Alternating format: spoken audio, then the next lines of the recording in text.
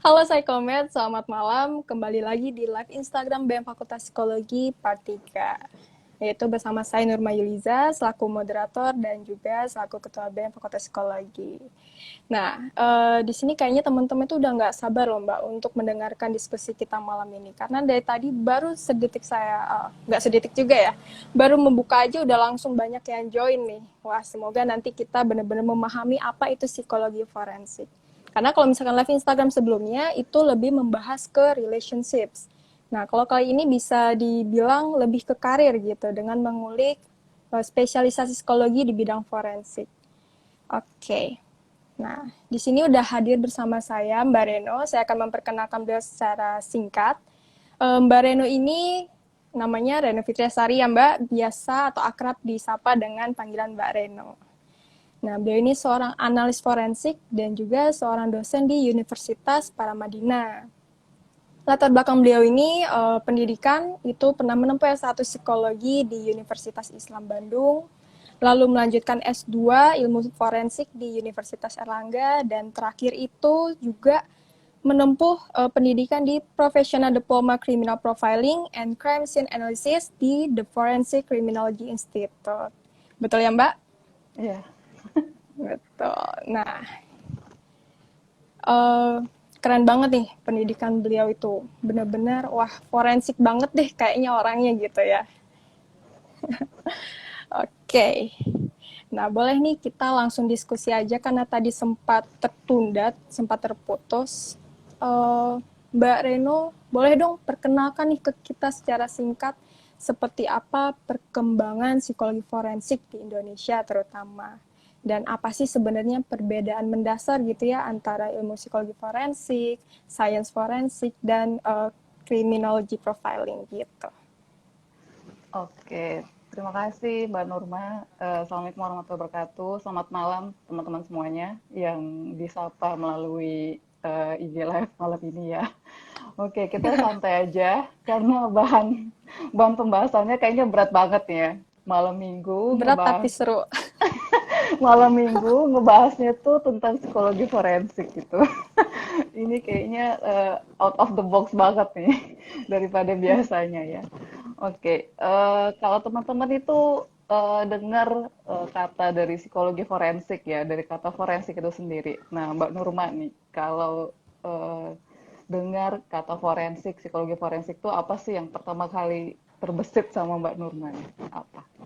Oke, kalau misalkan aku sendiri tuh langsung terbesit peradilan, Mbak. Hukum gitu, kejahatan.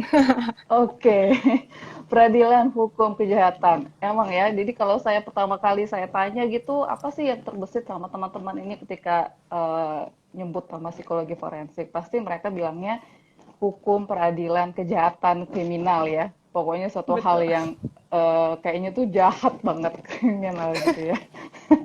Tapi nanti malam ini saya akan jelaskan bahwa psikologi forensik itu nggak cuma hanya di bidang itu aja. Jadi banyak sekali hal-hal yang justru bisa diaplikasikan dalam psikologi forensik itu sendiri. Jadi betul kata forensik itu sendiri adalah maknanya tentang hukum. Jadi seluruh ilmu pengetahuan yang ada di dunia ini, ya, ilmu pengetahuan apa aja di dunia ini, ketika dia diaplikasikan ke hukum, maka dia disebut ilmu itu forensik. Seperti misalnya yang ilmu paling tua banget yang berhubungan sama forensik adalah kedokteran ya. Teman-teman sudah familiar sekali dengan namanya otopsi. Itu pasti udah tahu otopsi, psikologi, ngebedah-bedah mayat, ya, nyari ini Betul banget. matinya karena apa gitu ya. Kalau di TV-TV kan juga Yep, itu paling paling utama ya. utama Tuh banget. iya, utama banget kan. Nah, itu pasti udah namanya kedokteran forensik. Karena ilmu kedokteran ini diaplikasikan ke dalam ilmu hukum. Dalam ilmu-ilmu sains yang lain kayak fisika, biologi, kimia, itu juga dipakai dalam ilmu forensik. Ketika misalnya orang mati, apakah itu karena diracun atau tidak, pakai racun apa, itu mainnya di kimia forensik. Kalau familiar kemarin dengan kasusnya Pak BTP, ketika ada kasus penganiayaan, penistaan agama, ingat ya, itu melibatkan orang bahasa, namanya linguistik forensik. Dia sampai menganalisis kata-kata yang dikeluarkan oleh Pak BTP itu apakah benar-benar mengandung unsur yang penistaan atau tidak. Nah, di psikologi, ketika ilmu kita ini dipakai untuk menjelaskan suatu fenomena hukum, maka disebut dengan psikologi forensik.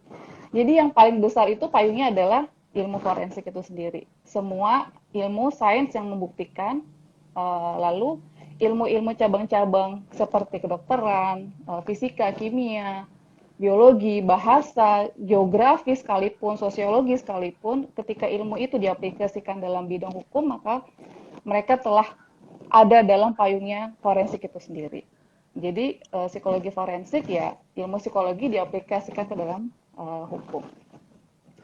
Terus kenapa ya bisa muncul nih ada psikologi forensik ya gitu kan? Sejarahnya apa sih dari awal kok tiba-tiba muncul nih psikologi forensik? Pertama kali itu pada Perang Dunia Pertama. Perang Dunia Pertama itu udah pada lahir belum? Belum ya? Wah, belum. Saya Masih sendiri nggak jauh tahu. Mbak perjalanannya. Iya, saya sendiri nggak tahu itu lagi ada di mana. Pas Perang Dunia Pertama di Inggris ya. Jadi tentara-tentara Inggris itu dulu nangkep-nangkepin musuhnya pada saat Perang Dunia Pertama itu, lalu uh, musuhnya itu ditangkap dan dia diwawancara. Itu pertama kali dikenal dengan memakai alat yang kita kenal dengan alat lie detection atau lie detector ya. Jadi mereka itu nanya ke musuh-musuhnya tuh kayak tanya di mana kamu nyimpan ininya gitu, senjatanya, pimpinan kamu ada di mana. Nah kayak gitu. Jadi dulu tuh dicarinya kayak gitu. Itu kalau versinya Inggris ya dalam Perang Dunia Pertama. Tapi kalau kita kan kiblat ada di ada Amerika ya. Kita kiblat Indonesia ngikutin Amerika. Kenal dong sama Bapak Wilhelm Wundt. Kenal lah ya, nggak Kenal mungkin nggak kenal dong. lah. Kalau nggak kenal nanti saya suruh ambil psikologi Waduh, umum lagi loh. balik lagi ke dasar. Iya, balik lagi semester satu ya. Iya, Pak Wilhelm Wundt ini seperti dia menghasilkan teori-teori psikologi pada dasarnya, lalu dia punya murid namanya James. Jadi Pak Wilhelm Wundt ini, oh, saya kayak udah kenal aja gitu ya, manggilnya Bapak. Iya. Pak Wilhelm Wundt ini bilang sama muridnya, coba deh kamu lakukan eksperimen. Karena saya yakin bahwa ilmu psikologi saya ini tuh bisa diterapkan di suatu fenomena tertentu. Bukan hanya hal yang klinis saja, tapi bisa diterapkan di bidang yang lain. Nah, jadi bersama James ini dia melakukan eksperimen sampai dia meyakini bahwa oh iya psikologi ini ternyata bisa diaplikasikan terhadap ilmu yang lain. Jadi dia ikut menjelaskan kenapa sih seseorang itu bisa melakukan itu. Nah, akhirnya muncullah lambat laun tuh muncullah pengertian-pengertian tentang psikologi forensik. Kalau secara Oh, EPA 2013, EPA tuh bilang EPA itu bilang saya jadi kayak sok kenal sama EPA. Jadi EPA EPA itu bilang ngasih pengertian bahwa segala ilmu psikologi yang psikologi klinis, psikologi pendidikan, psikologi perkembangan, psikologi sosial, psikologi industri organisasi, psikologi eksperimen, keenam cabang ini ketika ilmu ini, teori ini dipakai untuk menjelaskan kasus kriminal, kasus hukum, maka dia telah masuk dalam payungnya psikologi forensik. Jadi oke. bukan spesifik bahwa psikologi forensik ini sendiri nih, spesial sendiri, enggak Ah, kayak gitu. benar-benar. Oke. Jadi justru psikologi forensik ini tuh memakai segala macam teori yang ada. Nggak cuma hanya teori psikologi aja gitu. Kita bakal akan ketemu sama sosial gitu. Kita akan bakal ketemu sama teori kriminal itu sendiri, budaya itu sendiri, bahasa itu sendiri. Jadi semua teori itu akan main. Jadi psikologi forensik itu mungkin ada yang bilang, tapi erat kaitannya sama klinis ya. Betul, Betul. saya nggak bisa lepaskan itu karena dasarnya pasti akan ke situ juga ke klinis. Tapi tidak hanya klinis saja, justru dia nanti akan dikuatkan oleh berbagai macam teori yang ada.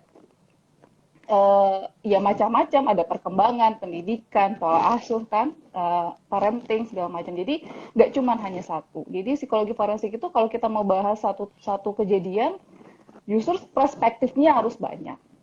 Nah, dari APA itu lambat laun ya, terus berkembang macam-macam. Jadi Indonesia mengacu kepada beberapa definisi ya selain dari APA.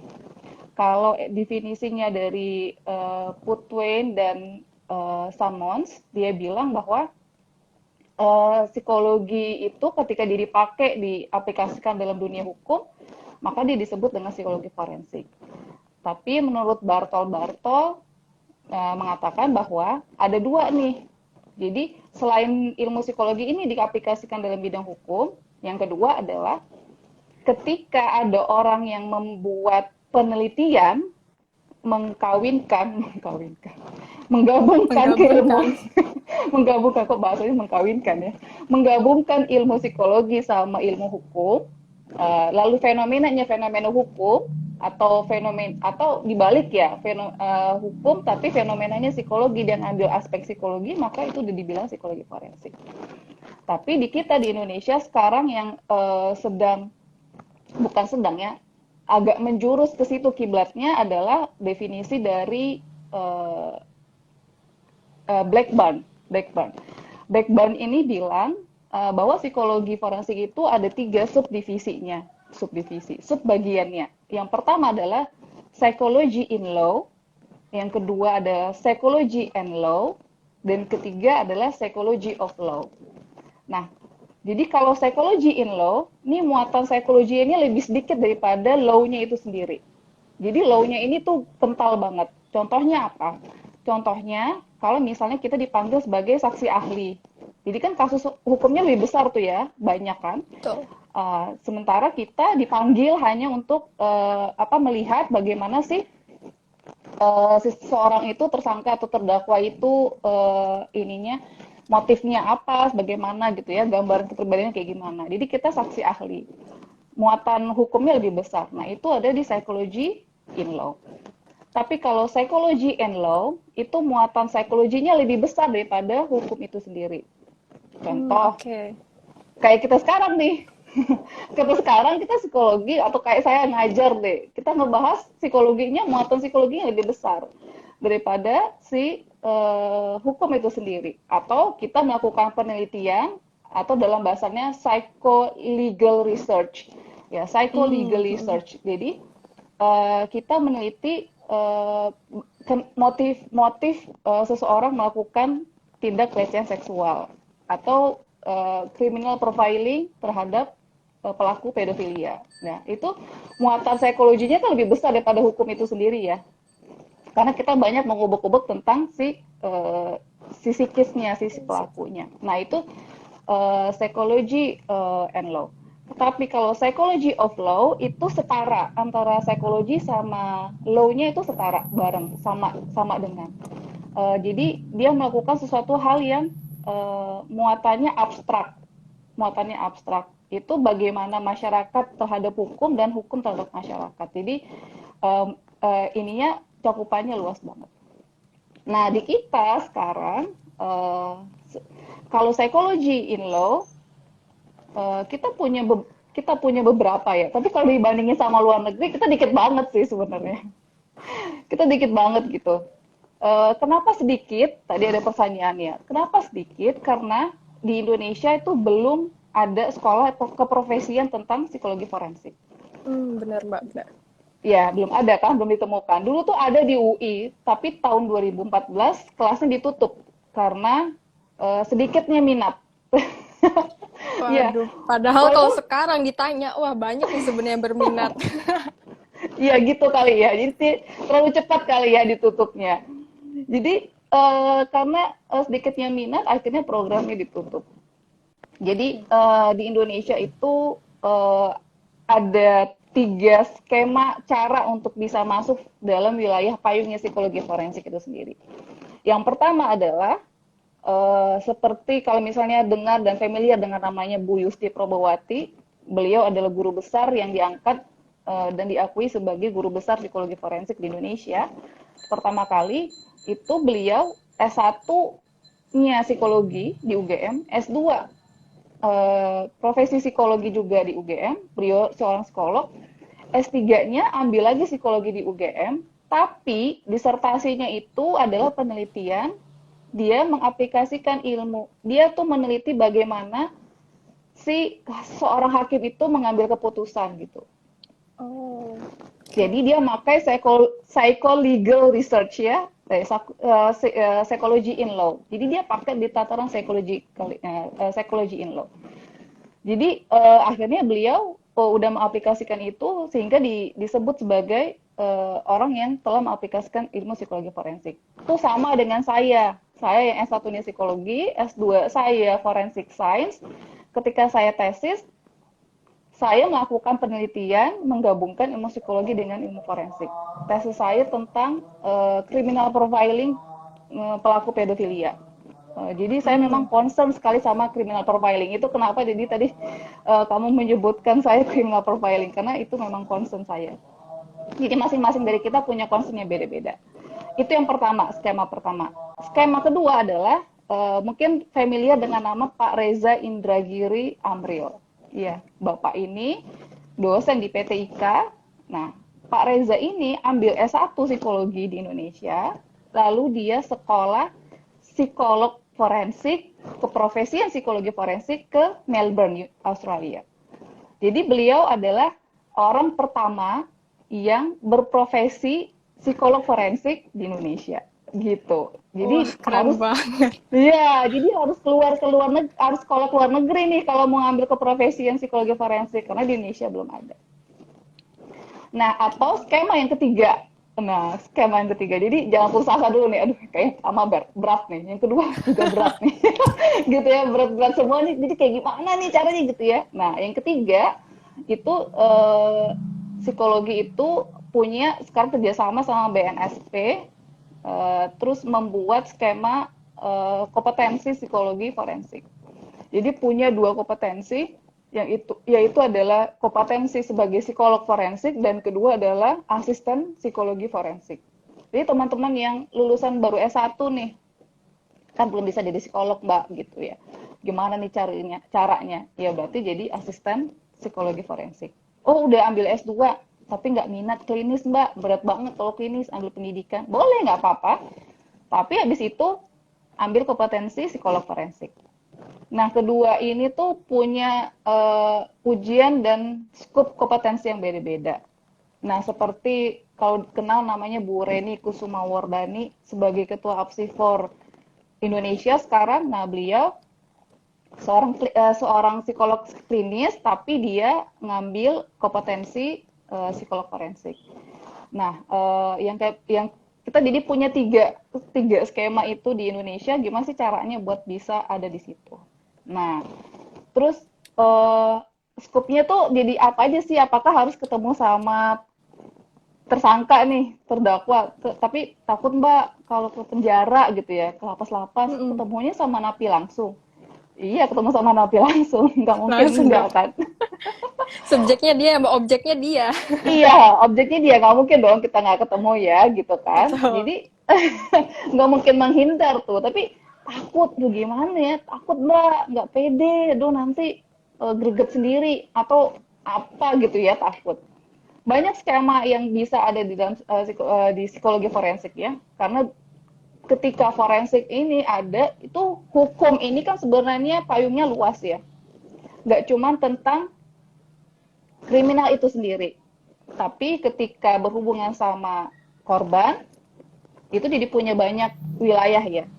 Contoh, oh misalnya korbannya mau jadi saksi di pengadilan, butuh pendampingan nih, butuh ditenangkan nih, dia dikuatkan supaya dia mampu menjadi saksi saat di pengadilan. Nah, itu bisa kita jadi pendamping di situ.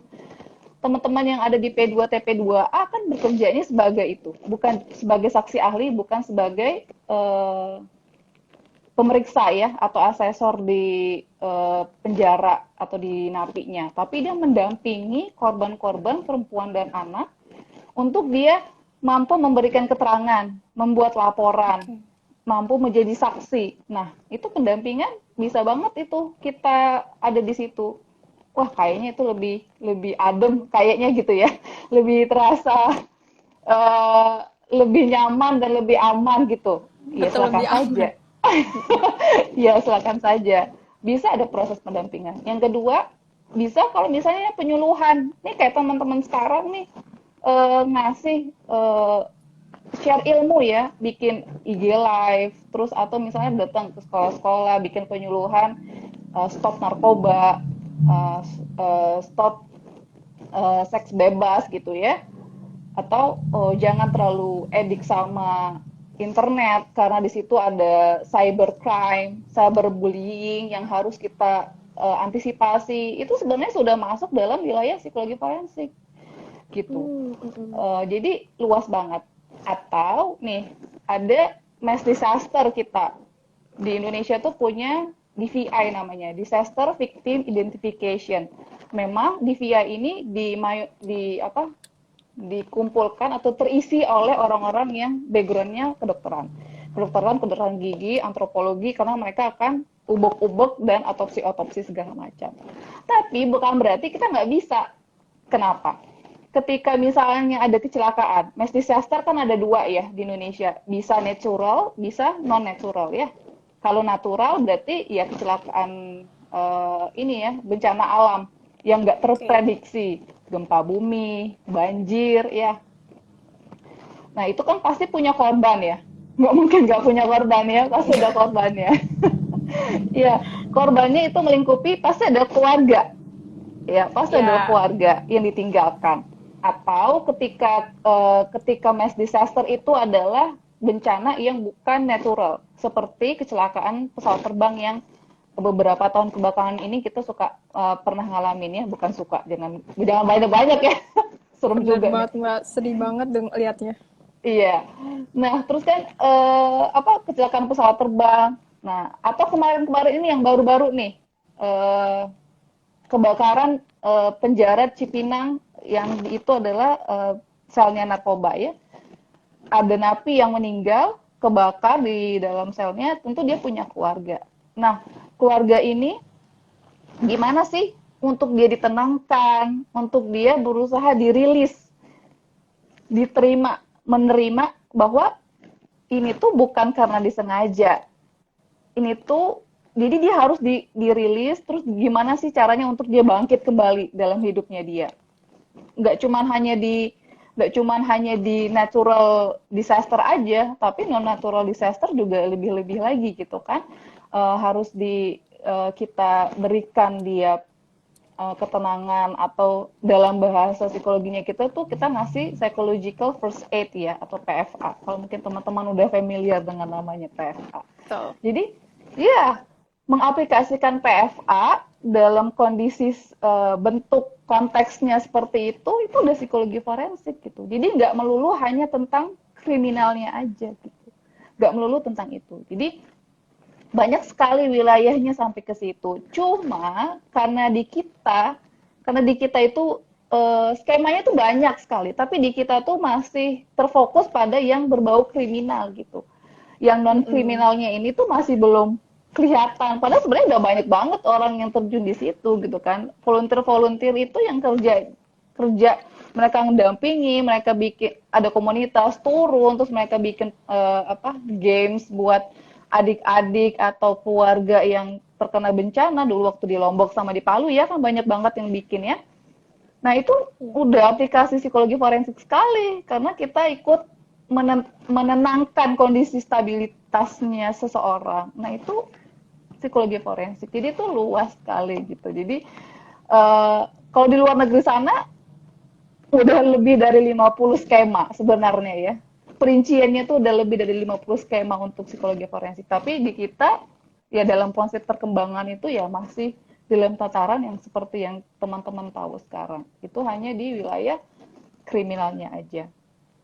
Begitu. Jadi luas banget lah kalau berbicara psikologi forensik. Nah, sekarang di kita di Indonesia ini sedang mengupayakan itu untuk di psycho-legal research. Jadi sedang mengundang orang-orang untuk jadi ilmuwan psikologi forensik. Nah, jadi ada yang sebagai praktisi, itu tadi yang praktisi turun ke lapangan gitu ya, psikolog, terus jadi saksi ahli, terus dia melakukan pemeriksaan terhadap napi-napi, ya itu namanya sebagai praktisi psikologi forensik ya. Ada yang sebagai ilmuwan psikologi forensik, disebutnya ilmuwan psikologi forensik itu karena dia menggunakan background ilmu keilmuannya dia untuk eh, me- membahas fenomena hukum itu tadi. Nah, itu ada di ilmuwan psikologi forensik. Nah, jadi diajak untuk banyak-banyak nulis deh, bikin jurnal, skripsi, tesis, disertasi, supaya ngasih tahu juga ke dunia bahwa Indonesia ini udah ada loh, udah berkembang loh tentang psikologi forensiknya, dan itu tuh banyak banget. Ilmu psikologi sendiri pun juga nggak cuma tentang suspek, tapi ada tentang victimologinya itu sendiri juga. Ada criminal profilingnya itu juga. Ada tentang tata olah TKP-nya itu juga. Ada tentang otopsi psikologi. Jadi banyak banget. Jadi banyak Sebenarnya banget luas dan banget gitu ya, Mbak. luas banget. Yang kita alami sekarang sebenarnya juga sedang berproses untuk mengetahui ini tuh apa aja ya, ini tuh apa aja. Karena seperti yang saya tahu ada namanya Ketua Apsifor Jakarta, Mbak Zora Sukabdi. Mm-mm. Beliau itu dulu malah psikolog Pio loh waktu S2-nya. Tapi Oh, banyak ketarik dan dia minat sama fenomena terorisme. Lalu oke. dia meneliti karena kan banyak banget ya. Banyak banget Mm-mm. kasus itu. Udah kayak ini aja bola es aja terus bergulir terus tambah banyak tambah banyak. Lalu dia akhirnya terdorong diri dia untuk sekolah S3 ambil tentang psikologi dan hukum di Inggris, terus dia menghasilkan salah satu alat ukur mikra namanya untuk mendeteksi tentang napi napi teroris itu apakah sudah mengalami proses turun, dia deradikalisasi atau dia masih berbahaya radikalnya. Nah, beliau sekarang juga diakui sebagai psikologi forensik. Satu lagi yang sekarang masih sekolah di Belanda, ambil S3 itu namanya Mas Nail. Mas Nail ini ambil psikolog anak malah dulu waktu klinis anak dulu waktu sekolah S2-nya. Lalu Jauh ya, Mbak. ya jauh. Tapi justru ketika dia menyadari oh klinis anak, terus dia menyadari paham bahwa anak-anak ini banyak yang jadi korban pelecehan seksual, korban pemerkosaan, iya, korban cyberbullying, cybercrime, banyak kan. Malah laka lantas juga anak-anak di bawah umur 17 tahun udah bawa kendaraan kecelakaan. Ayo gimana sistem hukumnya kan? Mm. Terus kenapa? Nah, justru karena fokus dia ada di klinis anak itu yang mendorong dia mencari tahu tentang hukumnya itu sendiri. Dicari tuh kenapa ya bisa kayak gitu. Nah, sekolah S3 ke Belanda. Masih di Belanda tuh Mas Nail sekarang gitu. Tapi terus kasih input ke Indonesia gitu. Terus terus sharing ini apa yang bisa dibagi di sini. Termasuk ketika Apsifor bekerja sama sama Laka Lantas PMJ-nya Jakarta, itu atas inisiasi dan support dari Mas Nail juga terhadap penelitian-penelitian dia yang melihat bahwa anak-anak ini udah di bawah umur tapi kenapa dia bisa melakukan kecelakaan gitu ya, kenapa dia bisa terlibat sama laka lantas di jalan raya. Nah itu menarik sekali, setiap fenomena itu pasti menarik banget. Nah gitu ceritanya Mbak Nurma. Wah, seandainya dulu tidak sempat terputus psikologi forensik di Indonesia, ya paling tidak nggak terlalu lama lah mungkin kita untuk lebih maju lagi gitu ya, Mbak. Nggak apa-apa Iya. lah. Yang penting nih teman-teman, karena sekarang kita ada tema seperti ini, jadi lebih tahu nih, bisa curi start dari sekarang. Besok kalau mau berkiprah di bidang psikologi forensik, apa langkah yang perlu diambil pertama gitu. Nah, untuk menjadi apa ya Mbak, seorang psikolog forensik itu keahlian apa sih yang kita butuhkan gitu loh. Basicnya tuh yang harus benar-benar kita miliki untuk menunjang itu. Wah keahlian ya. Kalian sih pertama kali sebenarnya adalah mau belajar ya. Pertama itu Oke. bukan keahlian sih sebenarnya, itu adalah dorongan ya. Mau belajar dulu. Karena apa? Karena kita nggak bisa menutup kemungkinan bahwa ilmu psikologi forensik itu di Indonesia masih sangat berkembang sekali. Jadi mau belajar, nggak cuman hanya karena tertarik aja. Aku pengen ikutan jadi asisten. Mbak bagi kasus dong. Coba ini Mbak bahas ini, kayaknya seru. Tapi Mm-mm. ketika diajakin, ayo coba gimana coba gambarin kira-kira orangnya kayak gimana. Nggak bisa gitu. Jadi keseruan itu coba menjadikan dorongan dan motivasi. Ini saya juga ikut mendorong teman-teman yang lain, bilangnya saya tertarik nonton karena sering nonton drama Korea yang kali ini banyak sekali tentang Mm-mm. forensik ya, drama-drama Korea, dan itu kesenangannya para remaja dan anak-anak zaman sekarang nonton Betul. Korea. Iya, eh, terus akhirnya tertarik, terus seru aja kayaknya gitu Mbak. Memang seru sekali. Serunya itu serunya itu memberikan sensasi yang kita sebenarnya jadi penasaran. Nah, tapi saya sedikit menghimbau bahwa apa yang teman-teman lihat di televisi itu tidak murni semuanya benar terjadi kayak gitu di lapangan ya, gitu. Karena kalau di televisi kan pasti ada unsur-unsur komersilnya ya, unsur-unsur komersil yang itu bisa dimanipulasi ya. Sedang sementara di kehidupan nyatanya nggak seperti itu kejadiannya, atau nggak seperti itu kemudahan yang didapatkan gitu ya. Betul. Nah, ketika dapat dorongan, oh iya, ternyata forensik itu tuh penuh banyak hal-hal ritme-ritme atau aspek-aspek yang perlu kita pahami. Pertama, kita harus harus kuat tuh teori-teori. Nggak bisa tuh kita pakai asumsi-asumsi, ya, karena Mm-mm.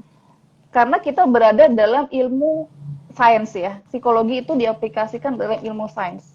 Berarti kita harus memakai tools atau alat yang itu bisa membuktikan sesuatu. Kita punya kita punya ada apa sih alat-alat yang bisa kita pakai? Satu, kita punya observasi, kita punya wawancara. Wawancara yang kita gunakan, tentu kita sambil kita melihat dan observasi. Ilmu pernyataan, ilmu nonverbal kita bisa pakai.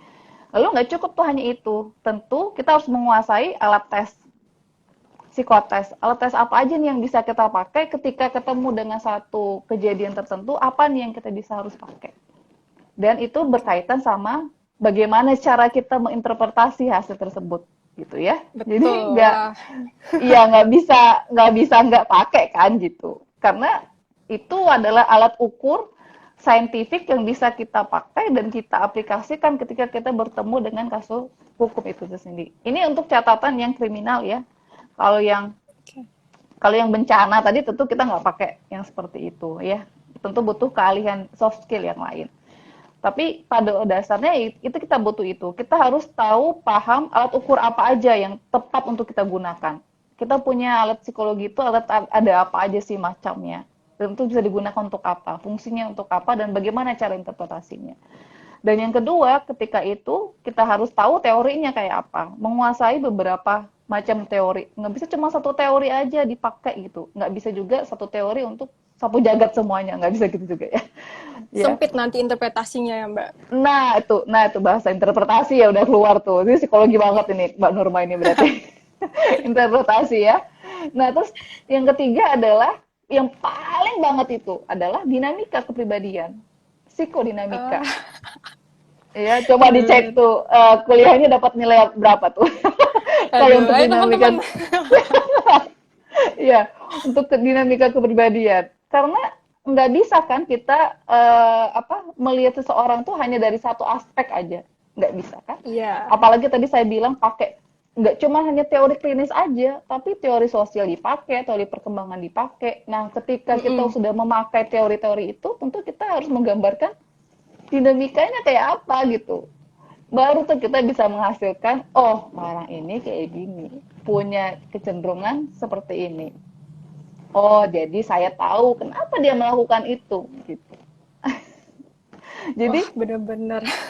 iya, jadi kan kebayang ya kerjanya tuh bukan hanya sekedar ketemu terus lihat terus udah selesai, nggak sampai di situ. Nah, terus Iya. apalagi juga kita harus buat laporan, tentunya udah segala macam bala rupa, tentu kita harus bikin laporan, kita harus tahu deadline-nya kayak apa.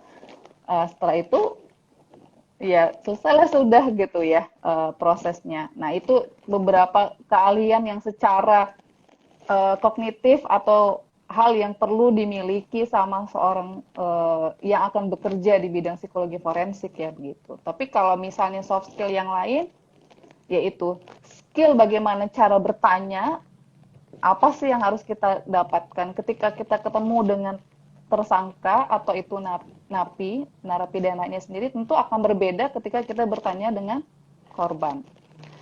Tentu Iya, akan berbeda ketika kita bertanya dengan saksi ya. Jadi betul. teknik-teknik itu yang dimana ketika itu bisa dapat, bisa muncul, itu ketika kita udah banyak experience-nya. Ya, soft skill itu kan dapatnya ketika kita sudah terbiasa, sudah banyak temu kasus, jadi udah tahu, oh caranya kayak gini, oh kita nggak harus kayak gini. Nah, tapi tahu juga dasarnya seperti apa. Nah, itu Mbak Nirma.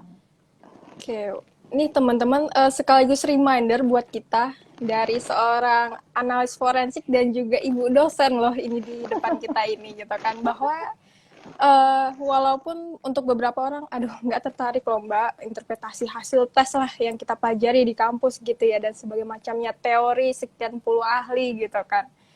Ayo dikuat-kuatin dari sekarang, dipelajari pelan-pelan mumpung masih ada waktu untuk belajar. Karena nanti kalau misalkan kita udah terjun ke lapangan untuk bekerja, sempit ya waktu kita benar-benar untuk belajar lagi gitu. Udah dituntut harus bisa langsung gitu. Jadi semangat teman-teman untuk mempelajari ya tadi yang disebutkan. Niat harus mau belajar, jangan hanya sekedar rasa penasaran, karena kalau hanya rasa penasaran aja nanti ketika udah dihadapkan oleh pressure dan sebagainya macamnya jadi mundur gitu. Bener-bener catatan banget, reminder buat kita. Nah, kalau misalkannya nih Mbak, dalam praktiknya, selain tadi ya kita harus menguasai beberapa soft skill dan tools yang disebutkan, itu tugas spesifik seorang psikolog forensik itu seperti apa sih? Gitu. Tugas spesifik kalau ketemu sama siapa dulu nih? Oke, kita bahas yang paling umum tadi deh, yang katanya tentang kriminal. Oh, oke, tentang kriminal. Kalau kita ketemu dengan, kalau kita dihadapkan sama napi ya, atau tersangka ya, apa sih tugas spesifik yang harus kita bisa dapatkan? Pertama, tentu kita harus bisa dapatkan sisi seorang ini tuh latar belakangnya kayak apa. Jadi kita akan melakukan wawancara ya. Wawancara ini kita punya skema tersendiri. Dari mulai bertanya tentang sosiodemografik, tentang self reportnya dia, sampai akhirnya mengarahkan si seseorang ini tuh melakukan tindakan kriminal yang dia lakukan. Jadi satu orang melakukan satu tindak kriminal yang sama bukan berarti sama orangnya ya, pasti berbeda. Karena di kita sendiri, psikologi sendiri meyakini bahwa psikologi itu, manusia itu unik ya, nggak punya kepribadian yang sama. Jadi itu harus dipahami dulu. Jadi nggak bisa kita ngelihat satu orang mengerjakan tindakan kriminal yang sama, misalnya sama-sama pemerkosa gitu. Yang A sama B pasti jelas berbeda. Nah, jadi tugas kita adalah mencari tahu latar belakang si orang ini seperti apa. Itu ada di skup pertanyaan wawancara kita adalah sosiodemografik. Kita bertanya tentang bagaimana hubungan dia dengan orang tua, menggambarkan pola asuhnya dia seperti apa, pendidikannya dia kayak gimana, terus hubungan interpersonal dia seperti apa, di sosialnya kayak gimana, pekerjaannya apa. Ya, jadi satu itu aja tuh udah banyak bisa menggambarkan sesuatu. Jadi kita dapatkan dulu data itu. Karena walaupun kita bisa mendapatkan gambaran profil dari penyidik, bukan berarti itu bisa kita pakai semuanya. Karena Oke. cara bertanyanya penyidik dengan cara bertanyanya kita pasti beda dong ya. Jangan mau disamain Betul. sama penyidik cara cara tanyanya ya, pasti beda. Nah, atas dasar itu, maka kita harus melakukan cross check ulang. Jadi biasanya saya sebelum saya turun lapangan, saya minta dulu profilnya kayak apa. Untuk saya mendapatkan gambaran orang yang akan saya hadapi kayak gimana. Untuk saya lihat, oh saya akan tanya di sini, ini kenapa ya dia bisa kayak gini. Nah, itu tuh perlu banget dilakukan sama orang yang akan turun di psikologi forensik. Jadi dapat dulu gambaran utamanya kayak gimana supaya kita tahu apa yang mau kita tanya. Itu sebenarnya untuk mengefektifkan kita bertanya wawancara nanti pada saat hari H ya. Karena kalau kita nggak baca, nggak punya gambaran, kosong hitam banget, wah susah tuh jadi gitu, akan butuh waktu lama. Sementara waktu kita tuh biasanya nggak lebih dari 4 jam. Oh, Dan oke, oke. karena itu juga bukan hanya karena napinya nggak bisa keluar lama-lama ya, karena ini kan itu pasti sistem bond ya keluar dari selnya. Tapi ketahanannya, Mbak Nurma aja saya tanya-tanya, kuatnya berapa lama sih jawab gitu kan? Fokusnya berapa lama, ketahanannya Iya, berapa fokusnya lama. berapa lama sih, ketahanannya berapa lama sih?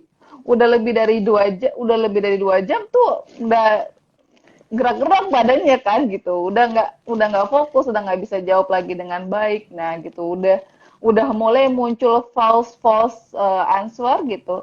Nah itu udah jadinya udah tanda buat kita, wah ini kayak jangan-jangan karena udah terlalu kelamaan jadi orangnya jadi kecapean gitu.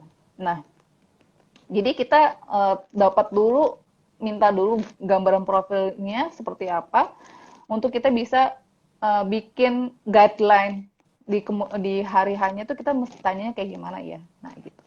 Nah, setelah kita dapat itu terus kita tanya nih. Kita tanya, kita lakukan wawancara, eh, terus kita bisa melakukan dua pada saat kita wawancara. Yang pertama adalah kita taking notes, nulis Hmm, poin-poin penting, atau yang kedua kita record. Kita recording oke. pembicaraan kita. Tapi dengan catatan, setiap semua perilaku psikologi yang kita berikan, ini nggak cuma di psikologi ya, tapi di seluruh keilmuan yang ada, ketika itu berhubungan manusia sama manusia, ada pemberian atau ada hal yang akan kita berikan, itu wajib kita kasih informed consent.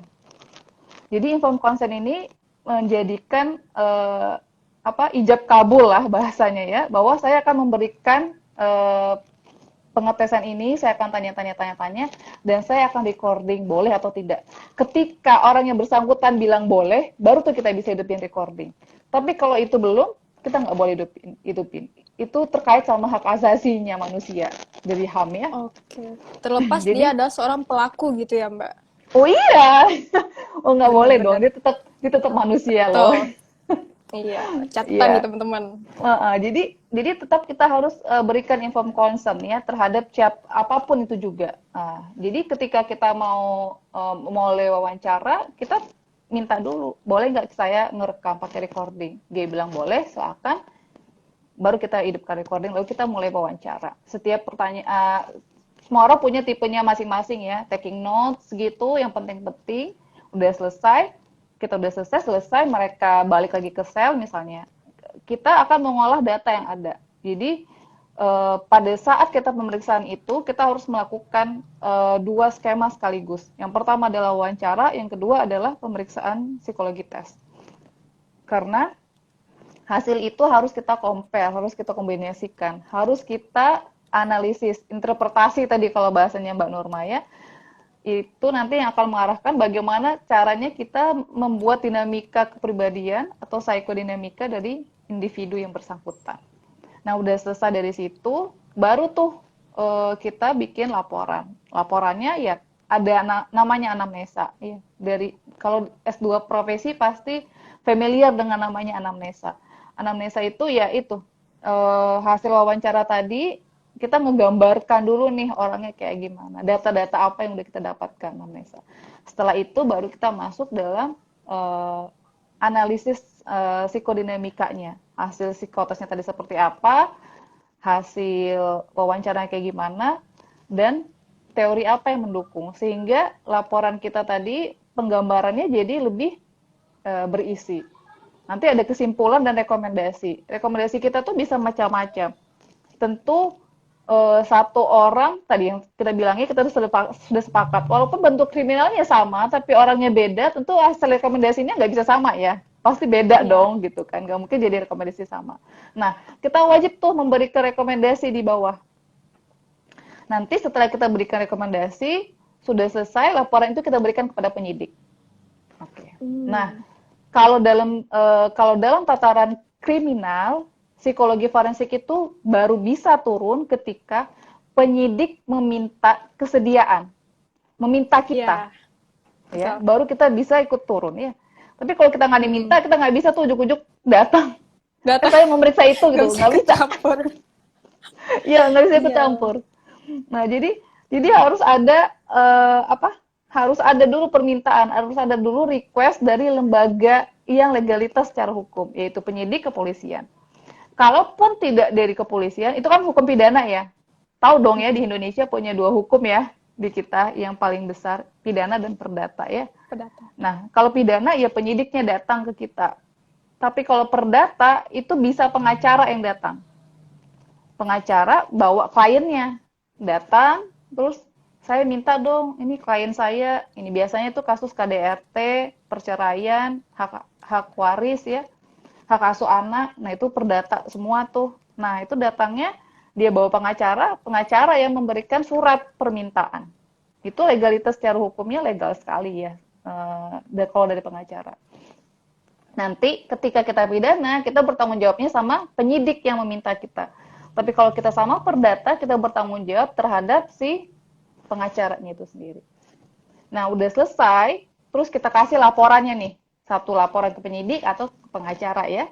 Mereka udah baca, biasanya setelah itu diminta untuk menjadi saksi ahli. Karena laporan itu kan akan dijadikan sebagai barang bukti yang sah.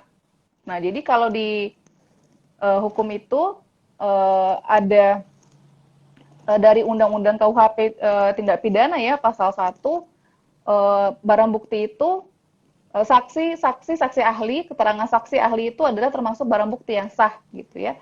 Dan ketika salah satu bergulirnya tindak kriminal tertentu bisa maju ke pengadilan, bisa bergulir terus ketika dia sudah memberikan 2 atau lebih alat bukti yang sah. Nah, berarti ketika keterangan saksi ahli, psikologi forensik itu atau yang dikerja di psikologi forensik itu sebagai saksi ahli. Keterangan kita dipakai, tentu akan ada masa di mana kita akan dipanggil ke pengadilan sebagai saksi ahli. Nah, keterangan kita tadi, di Bapak Hakim itu akan lihat tuh laporan kita. Ibu bilangnya begini. Coba jelaskan, Bu, kenapa? Ini jadi maksudnya gimana? Seorang ini kayak apa? Macam-macam di pertanyaan yang diberikan sama Pak Hakim ya. Tugasnya kita adalah membuat terang, ya, garis bawahi. Membuat terang, membuat jelas suatu fenomena tertentu terhadap si orang itu. Bukan menentukan dia salah atau benar. Bukan menentukan dia gila atau tidak. Ya, Oke, bukan judging. Iya, bukan judging. Yang menjudging itu tetap hakim. Jadi hakim tuh yang akan memuatkan, oh jadi si orang ini nggak sadar ya melakukan itu. Nah, itu tuh sebaiknya harus keluarnya dari hakim, bukan dari kita. Karena kita tugasnya bukan judging pada saat jadi saksi ahli. Jadi kita tuh membuat terang suatu kejadian tertentu, suatu fenomena tertentu. Seseorang itu kita buat terang. Ini orang tuh kayak gini, gitu.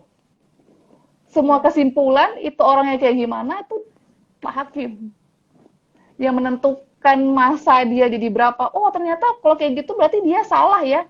Itu Pak Hakim, jadi bukan kita. Oke, Ya. Mbak.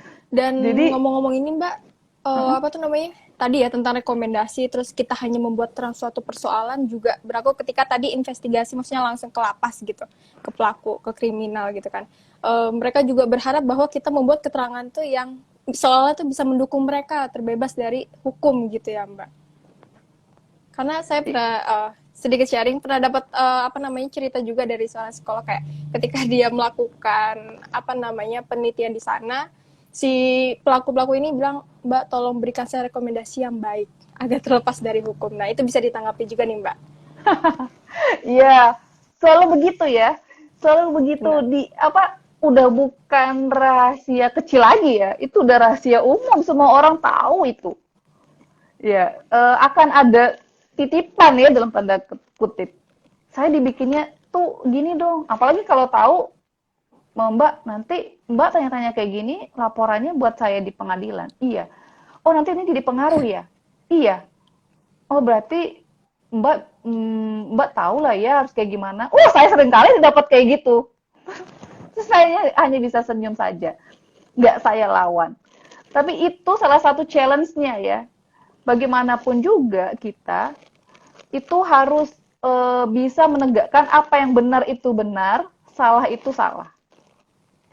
Jadi sedapat mungkin kalau kita udah mulai bias, udah mulai terpengaruh sama hasil wawancara sama orangnya, lebih baik kamu stop dulu.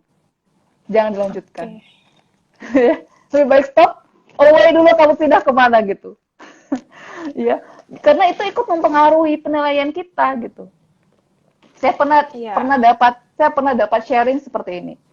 Eh, bantuin saya bikin laporan, terus dia dengar recording saya waktu saya meriksa.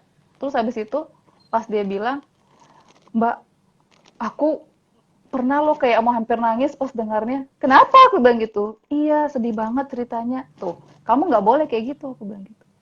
Kalau kamu kayak gitu, itu udah mempengaruhi bagaimana kamu melihat seseorang itu. Iya, udah Dalam bikin, subjektif ya, Mbak.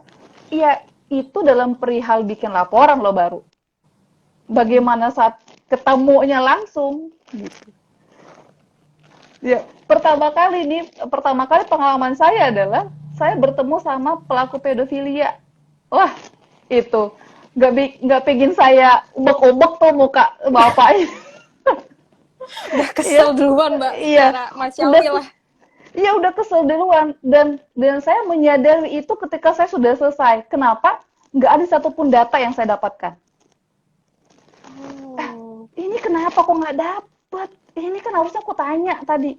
Karena aku udah terbias duluan sama kecambuk emosi gitu. Nah itu nggak bisa banget itu dipakai sama kita ketika kita berhadapan sama orang yang seperti itu. Nggak cuman kriminal ya, non kriminal pun begitu. Ketika kamu mendampingi korban keluarga, ah, mm. wah, saya dicinta. Emang kamu mau ikut nangis juga? Kalau kamu mau ikut nangis, kamu gimana nenangin orangnya? Iya. Gimana dia percaya sama kita gitu, Mbak? Iya kan? Iya. Nih kayak kita fase-fase COVID kemarin banyak banget ya kasusnya tinggi sekali ditinggal sama orang orang tua, saudara, banyak banget kan ditinggal sama orang-orang terdekat. Iya. Datang berkonsultasi sama psikolog gitu. Psikolog yang melakukan itu dalam konteks sekarang adalah disaster yang non natural sebenarnya ya. Ada yang bilang ini natural ya karena biological attacks katanya gitu ya. Hmm. Nah, apapun itulah di belakangnya, tapi kan tentu kita perlu stabil dulu secara emosi. Nah, itu tuh stabilisasi emosi kita itu perlu banget. Nah, itu soft skill kan lagi tuh. Tadi apa aja tuh yang perlu? Nah, kita harus stabil secara emosi. Kita tahu itu orang salah. Nggak mungkin dong orang ditangkap dia nggak punya salah gitu. Iya. Tapi pada saat itu kita saat meriksa tuh nggak boleh ada justifikasi sedikit pun. Bapak kan udah salah. Kenapa bapak kayak gitu? Wah, nggak akan dapat tuh apa yang kita pengen dapetin tadi gitu. Betul. Semakin dia menutup diri malah ya, Mbak. Yes, betul. Betul banget Mbak. Barrier dia akan semakin panjang. Semakin dia membentuk barrier dia yang lebih panjang, lebih tebal, semakin susah lah kita emang mendapatkan data yang Ya. ingin kita dapatkan. Semakin Apalagi lama tadi ada pula. batasan. Betul, Iya, apalagi tadi betul. ada batasan waktu. Wah, benar-benar harus memperhatikan segala aspek nih teman-teman ketika Iya, melakukan investigasi dan lain-lain. iya betul sekali. Nah, pengalaman itu kalau saya lihat pengalamannya Bu Yusti dulu, dia bercerita waktu pertama kali tahun 2008, kasus yang paling berkesan bagi beliau itu 2008 yang dia periksa adalah Rian Jombang. Ayo, kebayang nggak tuh Rian Jombang kayak gimana ya? Kasus mutilasi, kasus pembunuhan, terus ada isu homoseksual pula, iya, pada Rian Jombang. Aduh, Nah, banyak kan gitu. Dan penyidik itu semuanya mawas diri kan. Wah, ini gimana nih? Orang ini berhadapan sama psikolog yang sama sekali tidak punya ada bekal tentang entah itu bela diri, entah itu ilmu perang atau apa gitu kan nggak punya ya. Kan kita kayak macam angel-angel gitu ya. Orang yang orang yang baik hati gitu ya, nggak akan bikin masalah deh gitu kan. Kalau kalau para psikolog-psikolog ini datang kan, para psikolog itu datang. ya. Kayaknya tuh tentram banget gitu. Nah, gimana nih dihadapkan sama kasus orang yang sudah melakukan serial killer loh, pembunuhan gitu. Nah, yang pertama kali tuh Bu Yusti itu lakukan, dia bilang, Pak, boleh nggak borgolnya dilepas? Karena Rian datang dengan borgol di tangan, borgol di kaki.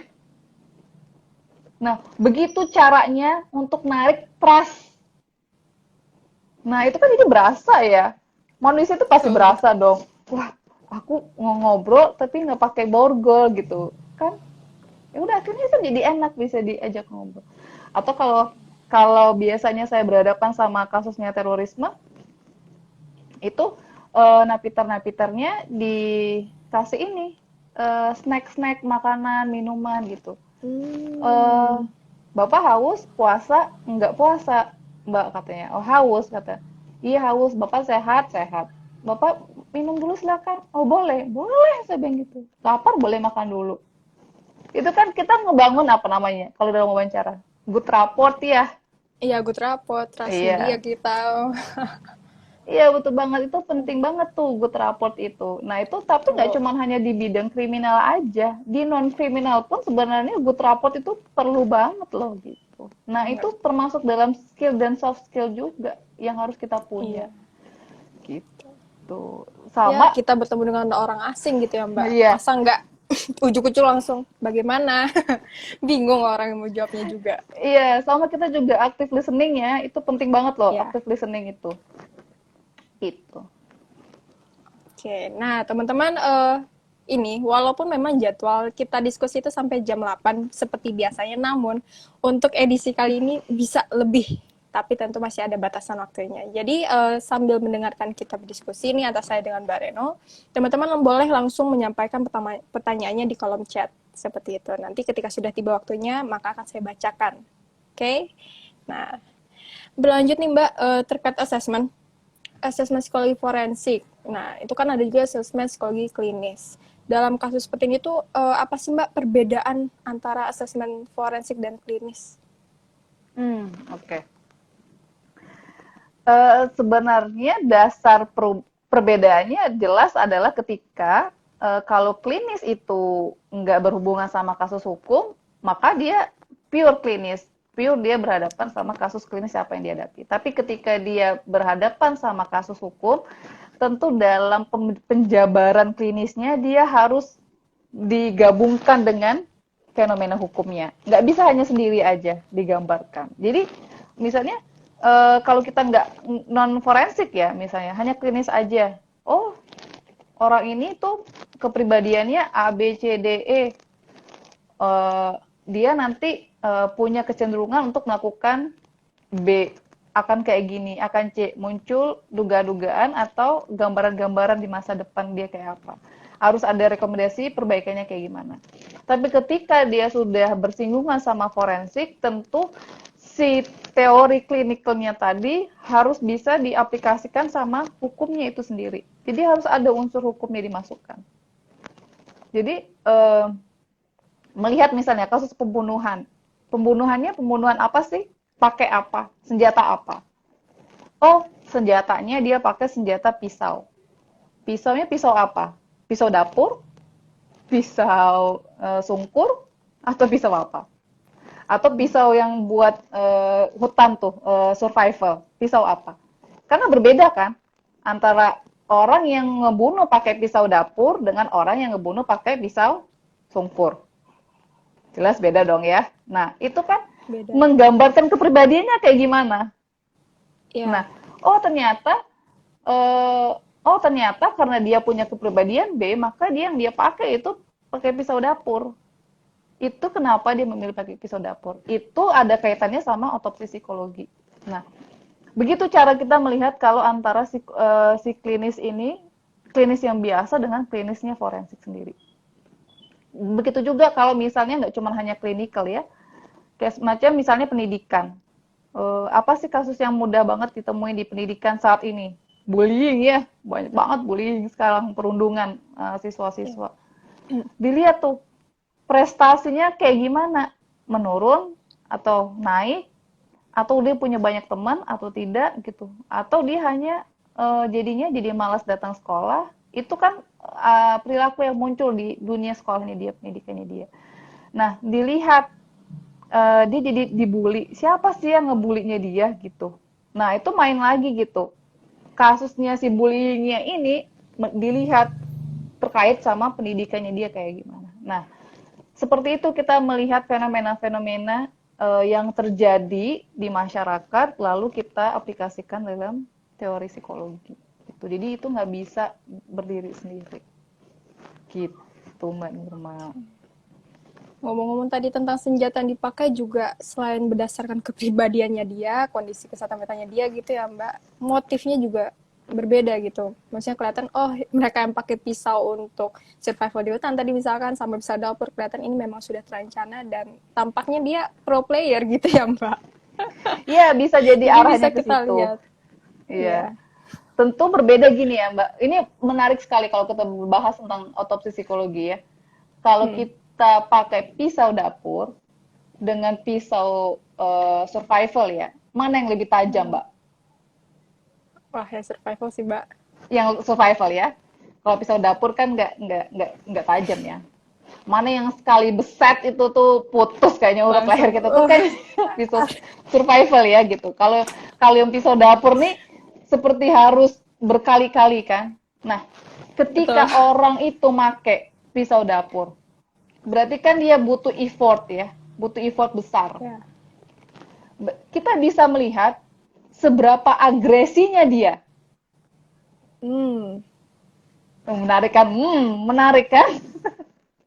Ya, Wah, panjang pembahasannya. iya, banyak pembahasannya. Seberapa agresinya orang itu ketika dia pakai pisau dapur. Mungkin di rumahnya ada pisau dapur sama pisau survival, tapi yang dia pakai pisau dapur. Kenapa yang dipakai pisau dapur? Kita tahu sendiri pisau pisau dapur itu nggak begitu tajam dan butuh effort yang besar gitu. Lihat lagi pada korban itu di mana titiknya. Nah, ini makanya kalau bahas otopsi psikologi bisa panjang lagi nih, nggak selesai menurut Pak. Kalau Butuh waktu khusus. iya, butuh waktu khusus ya. Dilihat lagi tuh titiknya di sebelah mana. Nah, itu kan akhirnya menggambarkan si seseorang itu seperti apa sih yang dia yang membuat dia jadi terdorong untuk melakukan itu. Ya, selain tadi effortnya harus besar, berarti kan dia sedang memendam agresi yang besar kan? Agresi yang besar itu kenapa? Disebabkan oleh apa? Gitu. Iya. Kenapa gitu kan? Ya, gitulah. Jadi apa? Singkat ceritanya begitulah cara kita melihatnya. Jadi butuh sekali kalau misalnya ada teman-teman yang tertarik sekali dalam psikologi forensik, apalagi dalam kriminal ya. Belajar itu nggak cukup hanya dari satu arah aja, nggak cukup hanya dengan melihat bahwa oh aku anak psikologi, wah ini dasarnya klinikal, aku mau belajarnya psikologi klinis deh semuanya. Bukan berarti nggak bisa, bisa, tapi eh, itu tuh jadi kurang mengembang gitu. Kalau ibarat kue itu gagal bakingnya tuh gagal kembang gitu lah, gagal empuk lah gitu lah, ya. Ya, Jadi jadi lapar, Mbak. jam 8 ya. Oh, jamnya makan malam nih. Jamnya ngemil ya. Saya juga bilangnya lagi ini lagi ya, roti lagi ya. Kenapa bukan yang lain gitu. Nah, jadi kayak gitu ya. Jadi kurang kurang kurang dia berisi, kurang padat sih pembahasannya kita itu. Karena padahal dari satu aspek aja kita tuh udah bisa melihat itu banyak sekali. Itu tadi. Ah, udah deh kita kan anak psikologi, Mbak. Nggak perlulah belajar tentang viktimologinya kayak gimana. Oh, salah. Nggak perlulah belajar ilmu tentang korbannya. Oh, kamu jadi salah lagi karena pelaku tuh nggak akan mungkin jadi pelaku kalau nggak ada korbannya. Gitu kan. Karena dari viktimologi sendiri ada teori yang khas. Kenapa seseorang itu bisa jadi korban itu ada teorinya loh. Jadi entah itu secara fisik, secara gambaran tertentu tuh bisa jadi dia bisa jadi korban gitu. Jadi itu perlu juga kita pelajarin. Atau misalnya bilang, aduh nggak mau nih, nggak mau belajar tentang undang-undangnya. Males ah mbak, Hmm. banyak mbak undang-undangnya mbak, itu KUHP, hukum pidana perdata, apa tuh nggak ngerti gitu. Males ah, itu biar aja anak hukum. Iya, kalau kamu nggak belajar nanti kamu dipermainkan sama anak hukum. Iya. Gitu, jadi harus tahu juga gitu, harus tahu juga, harus tahu pasal-pasalnya setidaknya. Ketika kamu berhadapan sama satu kasus, kamu lihat pasal apa aja yang bersangkutan sama pasal itu, sama kejadian itu. Betul. Jadi Ya. nggak perlu semua sih, nggak perlu tahu apa itu Iya. dihafalin semua, enggak. Tapi Ya, kamu, sering ya kamu sering harus berjalannya belajar. waktu, Heeh. mm-mm. Sering berjalannya waktu jadi lama-lama ngerti juga sama undang-undang gitu. Apa aja yang biasanya sering ya terlibat lah dalam kasus seperti ini yang sering dipakai. Iya betul banget, nah itu dia. Jadi nggak bisa kita milih satu aja tuh nggak bisa gitu. Jadi harus tahu juga. Bukan berarti jadinya eh, nggak mau ketemu mayat ah mbak, serem gitu, takut gitu. Oke lah, mungkin kita akan kecil sekali, mungkin bahkan nggak ada ketemu mayat gitu ya. Diajakin Mm-mm. ke TKP untuk lihat analisis itu jarang sekali.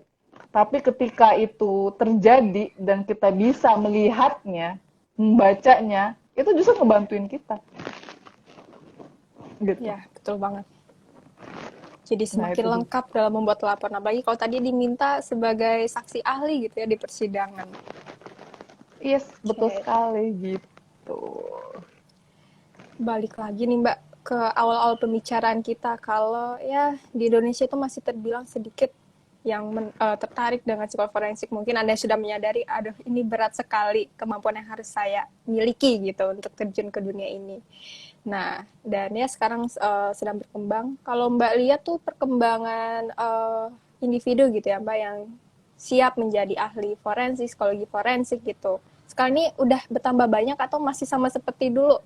Grafiknya masih sedikit gitu. Oke. Kalau saya lihat, memang perkembangan dalam psikologi forensik itu sendiri saat ini tuh cukup pesat ya. Cukup pesat. Kenapa? Karena walaupun belum ada kita sekolah profesi psikolog forensik, tapi beberapa universitas itu sudah berani memasukkan subjek mata kuliah psikologi forensik di dalam mata kuliahnya gitu. Betul. Eh, Contoh tempat saya mengajar tentunya ya, tempat saya Ya. mengajar Universitas Paramadina gitu berani membuka jurusan psikologi forensik gitu, dijadikan mata kuliah Oke. pilihan. Hmm. Untuk mereka tuh jadi belajar dan diajarkan, diberitahu, oh ini ada mata kuliah psikologi forensik tentang ini. Mereka belajar. Di Unjani juga udah, di UNJ juga udah, di Pancasila juga udah, di Unpad juga udah, di beberapa universitas yang saya tahu itu telah memasukkan mata kuliah psikologi forensik itu dalam mata kuliahnya mahasiswa. Nah, menurut saya itu sudah upaya untuk membuka peluang bagi siapapun yang berminat itu jadi bisa belajar, jadi bisa tahu. Jadi bisa muncul insight-insight untuk bergerak lebih ke depan, melanjutkan apa nih ya gitu. Entah itu jadinya bikin skripsi tentang psikologi forensik. Wah, keren banget kan anak X1 bikin psikologi forensik. Wow. Saya belum ketemu Wow. soalnya. Ya, Wah, kalau misalkan saya berminat nih, nanti dosen pembimbing ke Mbak Reno juga kali ya, selain dari YAI sendiri. iya bisa silakan loh. Saya welcome aja gitu ya. Kenapa enggak kalau itu ternyata ikut membuat kita berkembang secara keilmuan ya. Itu kan perlu banget kita. Agar Ya. kita juga semakin banyak tulisan, semakin banyak orang ngerti, akhirnya itu jadi semakin punya knowledge sendiri di masyarakat. Jadi kita pun ikut bisa mengedukasi masyarakat, ya secara tidak langsung Mm-mm. begitu. Karena ketika mereka misalnya ada terjadi sesuatu di sekeliling kita gitu, kita udah belajar, oh aku udah belajar psikologi forensik, nih katanya kayak gini gini gini. Aku jadi ingetin teman aku, ini kamu kayak gini, atau dia jadi punya masalah. Ya udah kita kumpulin bukti ada apa aja. Kita bisa bikin laporan. Boleh kok, bisa kok pakai ini, pakai ini, pakai ini. Nah, jadi itu kan jadi bisa ya, jadi ada edukasi. Kenapa itu juga ikutnya jadi sedikit? Karena eh elemen-elemen terkait itu belum terlalu mengerti dan terlalu tahu bahwa psikologi itu bisa dipakai buat hukum. Nah itu sedihnya di situ. Jadi aku selalu bilang, Hmm. emang psikologi bisa? Kok nggak bisa gitu? Kenapa nggak bisa? Ya bisa ya selagi itu manusia. Kalau kita bilangnya gitu ya, selagi kita ketemunya itu manusia, ya psikologi ini bisa dipakai lah. Kalau udah bukan manusia gitu, Dibutuhkan. iya baru nggak bisa tuh gitu kan. Orang udah jadi jasadnya aja kita masih bisa coba kok gitu. Walaupun nggak sedalamnya ketika kedokteran yang memakai itu dalam ilmu otopsinya mereka ya gitu ya. Tapi kita masih Iya. bisa kok gitu. Tapi selagi ini manusia masih hidup dia masih bisa dilihat interaksi segala macam, ilmu psikologi ya bisa dipakai sekali gitu dalam nah kita masih belum banyak yang tahu itu. Kepolisian-kepolisian itu tuh masih belum banyak yang tahu itu. Nah, tapi good news-nya adalah sekarang udah mulai tuh ada titik terang. Udah mulai ada titik terang. Kenapa? Ketika ada kasus-kasus tertentu, terutama nih sekarang yang sudah jelas-jelas akan dipanggil psikologi itu di kasusnya kriminalnya narapidana terorisme. Jadi kasusnya terorisme itu udah akan keluar kata dari hakimnya, oh kamu gini udah kasusnya deliknya terorisme, iya. Lakukan pemeriksaan psikologi. Nah pasti udah kayak gitu. Karena udah Hmm. tahu. Tapi kalau untuk kasus-kasus yang lain tuh itu belum. Ada dua kemungkinan. Yang pertama, bisa kemungkinan karena memang belum tahu. Yang kedua, memang tidak dibutuhkan sampai ke keterangannya psikologi. Jadi dia Oke. udah nyampe dua alat bukti aja tuh udah cukup tuh. Misalnya kayak narkoba kan. Ah, udah ketahuan, alatnya udah ketangkep. Urinnya udah ini terbukti ada ininya, kandungan narkobanya. Ya udah cukup dua. Terus kawannya sama yang lain-lain itu juga pengedar. Ya udah tangkep gitu. Dia kan nggak perlu lagi kan dibutuhkan keterangan dari saksi ahli. Bisa jadi begitu. Itu akhirnya yang membuat psikologi forensik di Indonesia belum terlalu banyak sekali diaplikasikan dalam kasus-kasus hukum yang lain. Nah, bisa jadi begitu. Ada dua kemungkinan ya. Oke. Ya, semoga dari adanya perbincangan malam ini orang-orang jadi lebih mengenal lagi gitu. Psikologi itu kemana-mana loh masuknya gitu. Dan sambil nunggu pertanyaan dari teman-teman, saya masih ada pertanyaan lagi nih untuk Mbak Reno. Dalam melakukan apa investigasi atau tadi ke peradilan, sedangan gitu-gitu ya Mbak, berapa SDM sih maksudnya tenaga psikologi forensik gitu yang dibutuhkan? Apakah cukup satu atau mungkin ada batasan minimal maksimalnya untuk menangani satu kasus? Satu kasus kalau dia hanya satu orang, misalnya dia melakukan kayak kayak waktu itu yang ada kasus eh, istri yang ngebakar suami sama anak tirinya ya di dalam mobil tuh, terus mobilnya dilarikan ke Jawa Barat terus ketahuan ya, ketahuan. Nah kayak gitu tuh kan pelakunya cuma satu tuh, yang meriksa cuma satu, yang meriksa cuma satu petugas. Jadi kasusnya kalau individual yang turun, yang melihat, yang melakukan pemeriksaan hanya satu petugas psikologi forensiknya. Tapi ketika misalnya kasusnya klasikal atau banyak, kayak saya sebut lagi nih, mungkin jadi bosan. Kasus terorisme, ya, kasus terorisme itu kalau sekali tangkap kan banyak tuh. Nah, terus Iya. perputaran dia dalam proses peradilan dan masa tahanan itu kan terus berjalan ya. Kalau misalnya satu, wah, lewat lah nanti masa tahanannya dia kan udah harus diadili lagi. Nah, biasanya tuh paling banyak di karena kapasitas ruang pemeriksa itu nggak besar. Jadi punya kapasitasnya juga. Nah, itu bisa dilakukan sampai jumlahnya 9 sampai 12 napiter dengan membawa 3 orang pemeriksa. Jadi satu orang itu bisa meriksa 3 sampai 4 tersangka. Tapi itu lagi-lagi dilihat kemampuan memeriksa ya. Kalau misalnya masih baru pertama kali diajak, mungkin dia nggak langsung dikasih segitu banyak gitu. Mungkin akan dikasih 1 atau 2 tersangka. Atau mungkin Oke. satu dulu nih, tapi ngedampingi si asesor yang utamanya. Nah, bisa kayak gitu. Jadi kalau klasikal, yaitu nggak lebih dari jumlah si ruangannya. Karena saya biasanya turun itu bertiga. Jadi turunnya Hmm. bertiga, satu orang megang tiga tersangka. Berarti 3 kali 3 itu udah 9. Nah, jadi ada 9 tersangka tuh yang didatangkan sekaligus ke ruangan itu, di mana ada petugas administrasi psikotesnya berbeda. Jadi kita, si asesor atau pemeriksa hanya fokus untuk wawancara. Kalau kita ikutan juga meriksa, kayaknya nggak ada tenaga deh. Nggak ada tenaga, dua nggak ada waktu. Waktu sih paling Hmm. utama ya. Karena kita harus harus ngeliatin segitu banyaknya orang gitu. Ada banyak kan, jadi kita apa? Ada petugas administrasi yang menjalankan si psikotesnya itu sendiri. Nah, nanti baru di kita yang akan wawancaranya. Nah, itu tadi satu orang pemeriksa itu, satu orang petugas psikologi forensik itu ketika dia meriksa dalam satu hari jangan lebih dari 3 atau 4 orang lah. 4 orang tuh menurut saya udah overload sekali. 3 lah paling Oh, normal untuk kita meriksa ya gitu. idealnya. Oke. Idealnya itu aja pulangnya udah kayak penjaranya udah mau ditutup. Udah sampai mau maghrib maghrib gitu. Udah Udah orang terakhir. Heeh, udah ikutan terakhir itu kan ngeri banget gitu. Oke.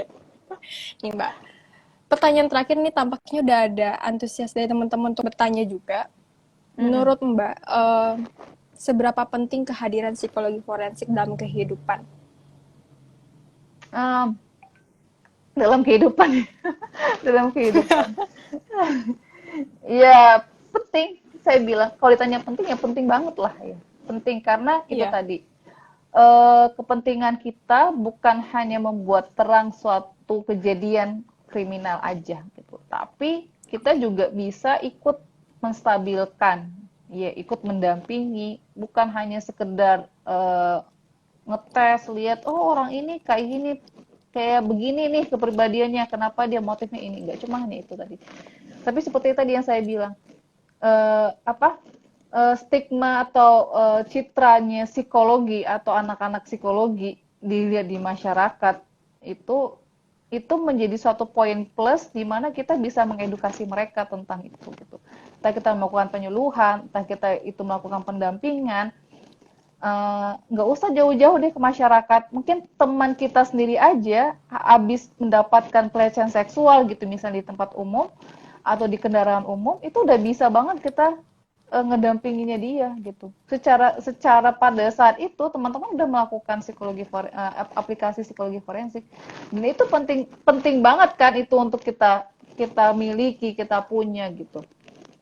Sebagai anak psikologi yang mempelajari ilmu kejiwaan itu sendiri, ya go on, majulah terus gitu. Jangan jangan hanya berputar pada sudut itu aja gitu. Jangan hanya mau pendidikan, mau sekolah. Kamu lari ke sekolah juga pasti akan berhadapan sama siswa yang dibullying, ada pelecehan seksual di iya, situ gitu kan.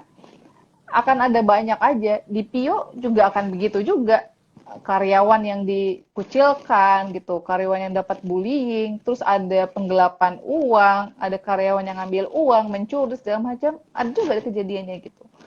Di perkembangan, apalagi parenting, gimana dia cara buat ngasuh anaknya supaya nanti di kemudian hari anaknya tetap sehat mental kan. Jadi iya. kemanapun akan lari ke situ tetap aku dapat itulah kata forensik mungkin ya gitu jadi udah udah jadi salah satu bagian satu satu skema satu yang saling beririsannya ada aja gitu jadi makanya saya bilang itu penting-penting sekali untuk kita setidaknya kalaupun nggak minat ke situ nggak mau kerja di situ setidaknya tahu setidaknya jadi Betul. muncul ada aware oh iya Iya. ini tuh kasusnya ini kalau misalnya ya tetap kalau nggak misalnya nggak bisa ngehandle di refer ke siapa yang bisa ngehandle tapi jangan jadinya aku nggak mau padahal itu dididik murid kita gitu ya siswa di kelas kita gitu siswa yang dalam binaan kita gitu kita jadi guru BP-nya atau kita jadi psikolognya di sekolah itu dia dibully aku nggak mau aku nggak mau sama hukuman gitu, aku nggak mau gitu. Ya kasihan anaknya dong gitu kan. Padahal sebenarnya itu butuh kan kita ini. Nah, kalau nggak bisa, ya cari psikolog lagi yang lain. Boleh nggak lu ngedampingin nih, ada siswa gue yang nggak bisa ini, abis dikena bullying, aku nggak bisa nih kayaknya nih, karena kasusnya kasus kriminal gitu, bully-bully gitu, aku nggak ini gitu. Karena tadi butuh banget objektif kan, kita jangan sampai bias Ya, dalam menghadapi suatu suatu fenomena tertentu. Nah, bisa banget kita nge-refer sama yang kita anggap kompeten untuk menanggapi atau menanggulangi itu atau menghadapi itu gitu. teman-teman, walaupun nggak akan berkecimpung secara langsung di bidang forensik, setidaknya punya pemahaman yang baik lah terkait itu. Dan menjadi aware tadi ya terhadap isu-isu yang terkait forensik dan sebagainya macamnya gitu. Jadi jangan tahu ternyata minatnya hanya di bidang pio misalnya klinis, itu yang sering saya dengar di sekitar saya gitu kan. Jangan sampai nggak mau tahu atau nggak tahu perkembangan di bidang psikologi forensik gitu dan lain-lain lah. Bahkan kita sebagai warga negara gitu ya, kita juga harus tahu isu-isu ekonomi di Indonesia seperti apa, hukum dan sebagainya macamnya gitu. Nah, sekarang ada pertanyaan, Mbak, menarik dari audiens kita. Itu dari Andi Muhrizkia. Saya sering menemukan asumsi di internet soal para narapidana seringkali merupakan korban kriminalisasi. Nah, pertanyaannya adalah, Mbak Reno punya pengalaman wawancara sama korban kriminalisasi nggak ya? Atau sesering apa sih ketemu korban kriminalisasi? Atau sebenarnya hanya asumsi saja, Mbak? Begitu. Ini pertanyaannya, kalau saya salah jawab nih bisa kemana-mana nih diartikannya nih. Tapi begini ya cara melihatnya. Korban kriminalisasi itu dalam narapidana tergantung sebenarnya sudut pandang mana yang kita pakai ya. Kalau kita melihat itu adalah bagian dari kita yang sebenarnya juga punya hak asasi, dia nggak pantas deh dapat perlakuan itu. Jadi jatuhnya jadi kriminalisasi. Tapi uh, kalau menurut dalam lingkungan uh, penjara itu sendiri, lapas itu sendiri, mereka seperti punya prinsip atau pandangan sendiri. Mereka kayaknya harus diginiin dulu supaya bisa ini. Nah, kalau kita pakai sudut pandangnya mereka, itu jadi terlihat, oh mungkin jadi make sense. Nah, jadi sebenarnya apapun itu yang kalian lihat, teman-teman lihat di internet, nggak sepenuhnya itu benar, tapi juga tidak sepenuhnya salah. Tergantung sudut pandang mana nih yang teman-teman mau pakai. Oke. Karena kita nggak, jadi karena teman-teman ini juga butuh sebagai orang yang melihat sesuatu dari internet ya. Teman-teman kan tahu ya, kalau di internet itu semua orang dapat menulis apa aja.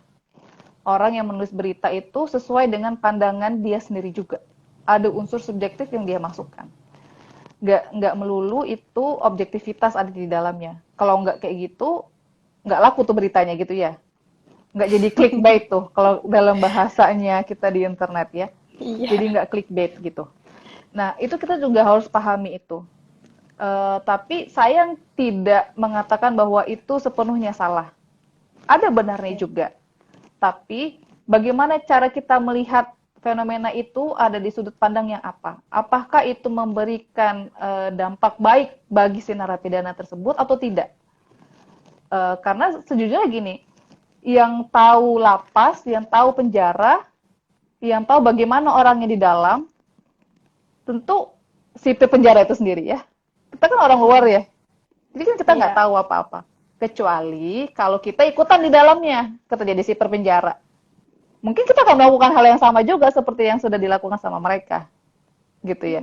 Tapi karena kita ada di luar, maka kita melibatkan banyak aspek kan. Betul. Satu, pengalaman, experience kita.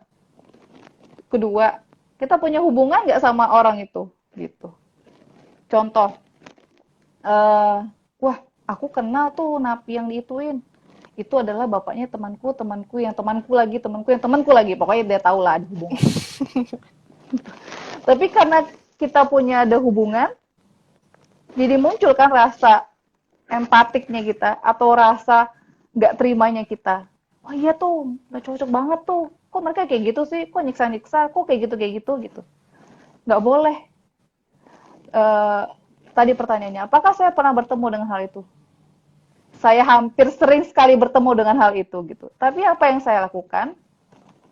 Saya berusaha bertanya kira-kira hal itu dilakukan karena apa? Iya, soalnya saya kayak gini, Mbak. Oh, udah. Saya cukup sampai tahu di situ aja. Saya cukup hanya ingin tahu itu aja. Oh, karena itu.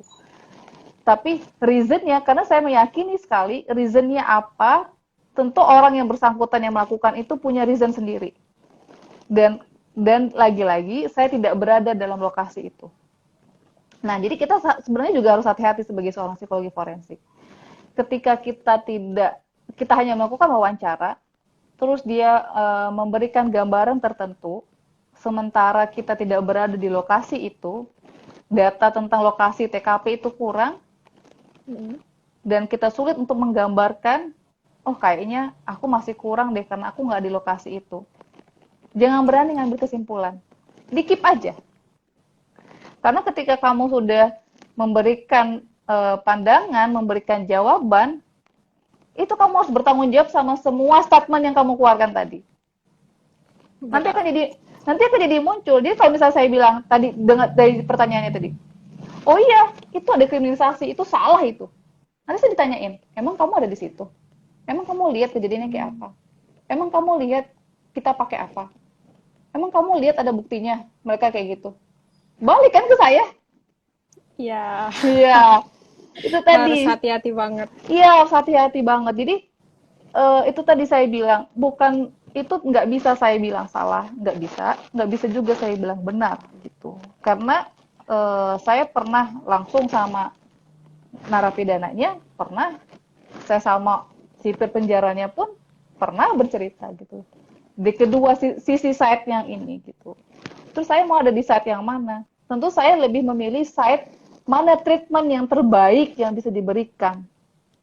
Itu tugas kita. Betul. Ya, Ya, betul. lagi-lagi itu tugas kita. Bukannya jadinya kita terpicu sama statement yang ada di internet gitu. Tapi berani bersuara, memberikan argumentasi secara keilmuan kita lebih baik diapain.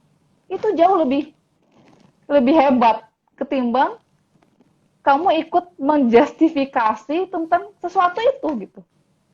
Ya, kerasa ketampol nggak di semuanya nih yang denger? Ayo, acungkan tangan teman-teman. Ya, begitu gitu. Jadi kalau kita ikutan, oh iya itu kasihan banget. Kita banyak banget kan kayak gitu sekarang. Oh banyak banget. Udah ada video apa segala macam. Itu nggak cuma hanya narapidana yang dikriminalisasi dari pertanyaan tadi ya. Tapi terhadap semua fenomena apa yang kita lihat di media sosial, itu begitu gitu. Jadilah jadilah memang seorang anak yang belajar psikologi gitu. Berikan side kamu tuh side yang tepat sesuai dengan keilmuannya gitu. Tidak mendukung dan tidak mendukung dan juga tidak ngebantah gitu. Tapi berikan argumen Ya, yang tepat kayak apa gitu. Itu jauh oke. lebih baik. Ya, itu jauh lebih baik. Tapi Betul. kalau nggak bisa, lebih Jadi, baik diam. Nah, heeh. kalau nggak bisa, lebih baik diam. Lebih baik kamu, oke deh, aku away, tapi aku pengen banget nih ngebahas. Oh ya udah, cari teman. Kamu lihat nggak fenomena ini? Nah, napi ini tuh diginiin loh. Menurut kamu kayak gimana? Iya, dia tuh kayak gini, kayak gini. Itu kenapa ya? Bahas secara teoritiknya kayak apa? Nah, tuh kita terlatih membahas teori-teori, dinamikanya kayak gimana, itu dari obrolan-obrolan kayak gitu loh.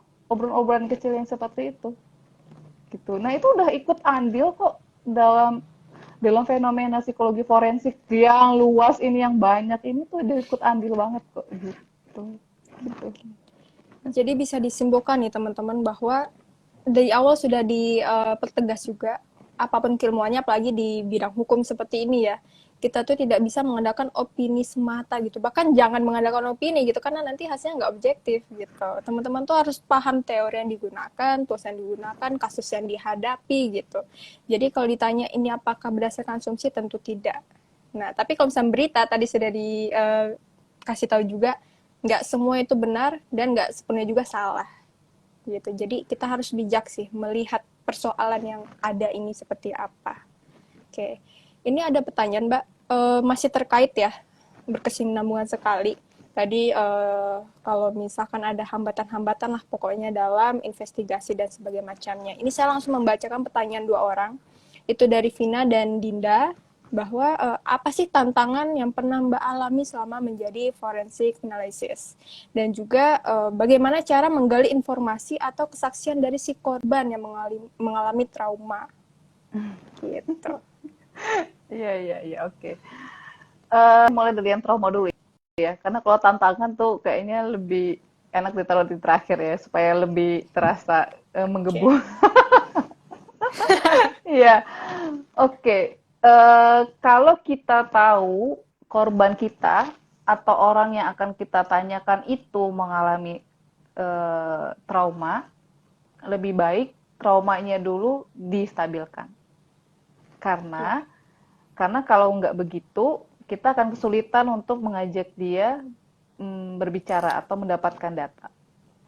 Jadi lebih baik kalau kita tahu ya, kalau kita tahu itu dia udah mengalami trauma.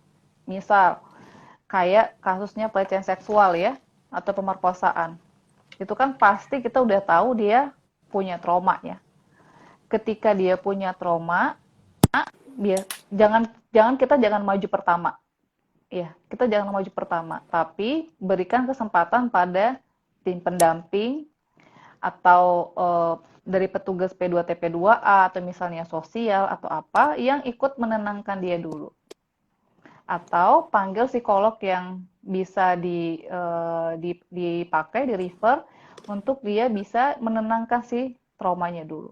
Baru kita tanya tentang eh, apa permasalahan yang dihadapin atau apa data yang kita. Tapi itu ya, gimana nih waktunya aja tinggal punya sedikit, nggak bisa lah panggil-panggil psikolog atau apa itu gitu. Nah, kita perlu teknik sebenarnya, perlu teknik, yaitu tadi cara-cara membangun good rapport. Cara bangun good rapport dengan orang yang telah mengalami trauma, perlu banget kamu tahu soft skillnya kayak gimana sih, mau apa sih gitu. Tentu kamu nggak bisa tanya langsung ke pertanyaannya dia, kamu kejadiannya di mana? Iya, itu akan kalau bahasanya dia udah luka terus berusaha menutupi lukanya terus dicongkel lagi gitu ya. Wah, pedih banget tuh kakaknya kan gitu. Jadi harus tahu dulu gitu. Ini cara dia menenangkan buat dia nyaman dulu kayak apa. Karena kita tahu banget orang trauma itu pasti akan ke-trigger sama aspek-aspek yang berhubungan dengan traumanya itu sendiri.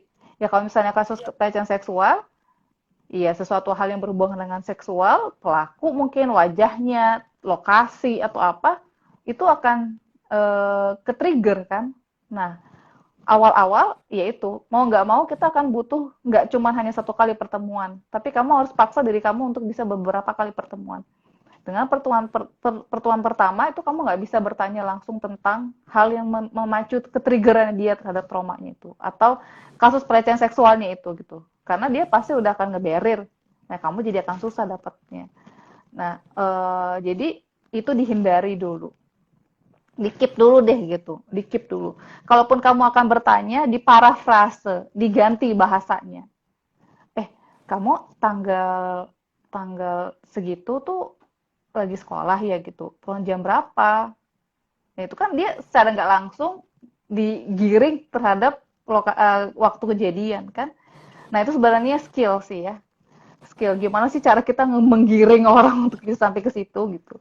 Itu skill lagi tuh. Nggak bisa ya bukan nggak bisa ya. Pada awal-awalnya mungkin pasti kagok lah bahasa Sundanya itu. Apa kaku ya, nggak ngerti itu bakal mau kayak gimana ya gitu cara bertanyanya di awal-awal. Tapi seiring nanti experience juga jadi tahu. Nah, tapi kuncinya itu tadi. Kalau kita udah tahu trauma, jangan dulu bertanya atau menyinggung suatu hal yang men-trigger dia terhadap kejadian itu. Gitu. Kalau kita sebenarnya udah nggak punya waktu lagi, terus waktunya cuma sedikit, terus apa? kita harus bertanya dan nggak bisa lagi nge-refer ke orang lain. Nah, kita harus mempunyai soft skill yang kayak gitu untuk menggali informasinya ya. Tentu kalau misalnya korban dengan saksi, kalau korban tadi kita harus bikin dia nyaman gitu ya. Kalau saksi, kita harus memberikan mereka rasa aman, bukan nyaman ya. Karena kalau korban kita bikin dia nyaman, tapi kalau saksi kita bikin dia aman. Kenapa? Kita harus meyakinkan saksi bahwa dia dilindungi secara hukum, bahwa identitas dia tidak akan diketahui oleh siapapun, kecuali saya yang memeriksa, ya, kecuali seorang yang memeriksa. Jadi dia harus diberikan rasa aman, diyakini dia, dijamin dia bahwa data kamu bakal aman kok, tenang aja gitu. Kamu boleh ceritakan apa aja, nanti semua ini, nah itu kamu harus berhasil memberikan dia rasa aman. Kalau di korban kita harus berhasil memberikan dia rasa nyaman gitu. Kalau saksi tentu rasa traumanya dia berbeda dengan rasa trauma yang dialami langsung sama korban ya. Tapi balik lagi ke situ. Saksi itu merasakan trauma karena mungkin saja dia jadi takut dia next korban. Nah, jadi lagi-lagi dia harus diberikan jaminan, enggak kok, kamu nanti nggak akan dicari kok. Udah kok, orangnya udah ketangkep gitu misalnya. Tapi saya butuh ininya, benar orang udah ketangkep, udah. Nanti akan enggak kok, enggak. Orang nggak tahu kok kalau saya ketemu sama kamu misalnya kayak gitu ya. Jadi diyakinkan betul bahwa data dia aman, bahwa dia aman memberikan kesaksian itu gitu. Karena orang akan merasa hidup mati gue nanti gue dicari-cari nih sama orang gitu. Ntar aku bisa salah atau bisa jadi dibunuh gara-gara aku ngasih keterangan nih gitu. Nah itu tuh jaminan itu yang perlu diberikan sama saksi. Terus tantangan apa sih nih yang dihadapin, yang dialami? Tantangan yang paling pertama saya dapatkan itu ya pertama kali. Ketika itu berhubungan sama kasus seksual, di mana saya seorang perempuan. Ya, di mana saya harus seorang perempuan dan kasus seksual mayoritas terjadi pada gendernya perempuan dan anak. Ya, jadi itu kemelut saya sama ideal self-nya saya tuh berbenturan. Apalagi ketika saya mewawancara pelakunya itu tentu laki-laki, terus berlatar belakang S2 pula dan guru agama pula. Ya, berbenturan terhadap norma-norma ideal self-nya saya. Itu tantangan saya pertama kali yang paling saya rasakan itu adalah tantangan terbesar. Tapi lagi-lagi, kalau saya mempertahankan ideal self saya pada saat itu, nggak sampai tuh saya sampai saat ini masih kerja di bidang psikologi forensik gitu ya, gitu. Itu yang Ya. pertama. Yang kedua, kalau misalnya wah ini nih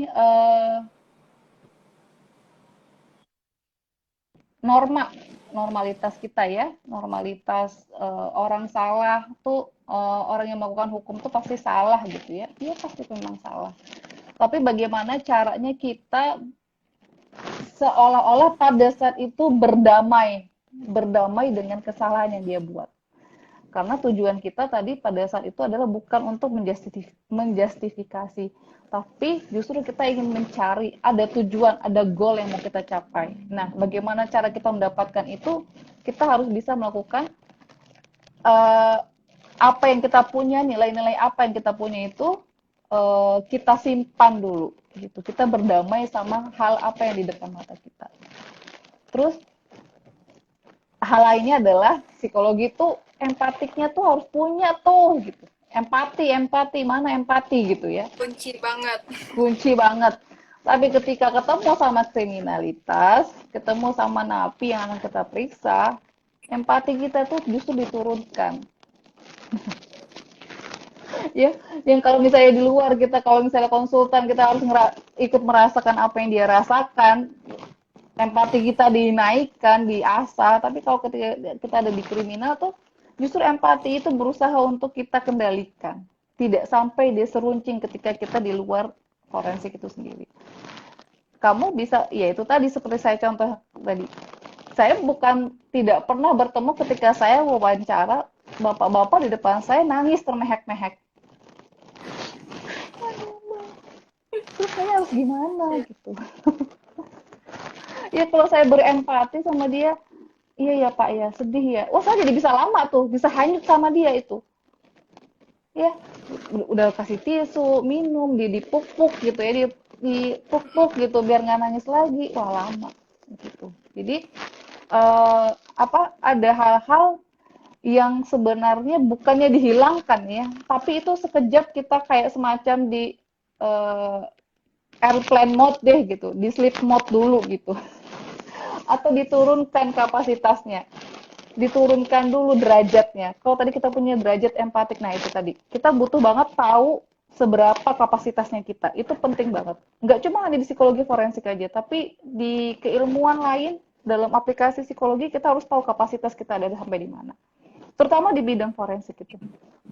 Tahu kita punya kapasitas empatik misalnya ada 80, jadi ketika saya ketemu, wah saya harus bisa turunkan empatik saya sampai 20. 30, 20, supaya saya nggak terpicu gitu, karena saking saya terlalu empatiknya, misalnya begitu ya, karena saking saya terlalu sensitif dan terlalu bisa merasakan apa yang dia rasakan, nanti ikutan nangis. Wah, kamu ikutan nangis saat meriksa, wah nggak jadi jalan itu pemeriksaan gitu. Jadi harus bisa. Nah, apalagi kalau misalnya kita udah aktif listening.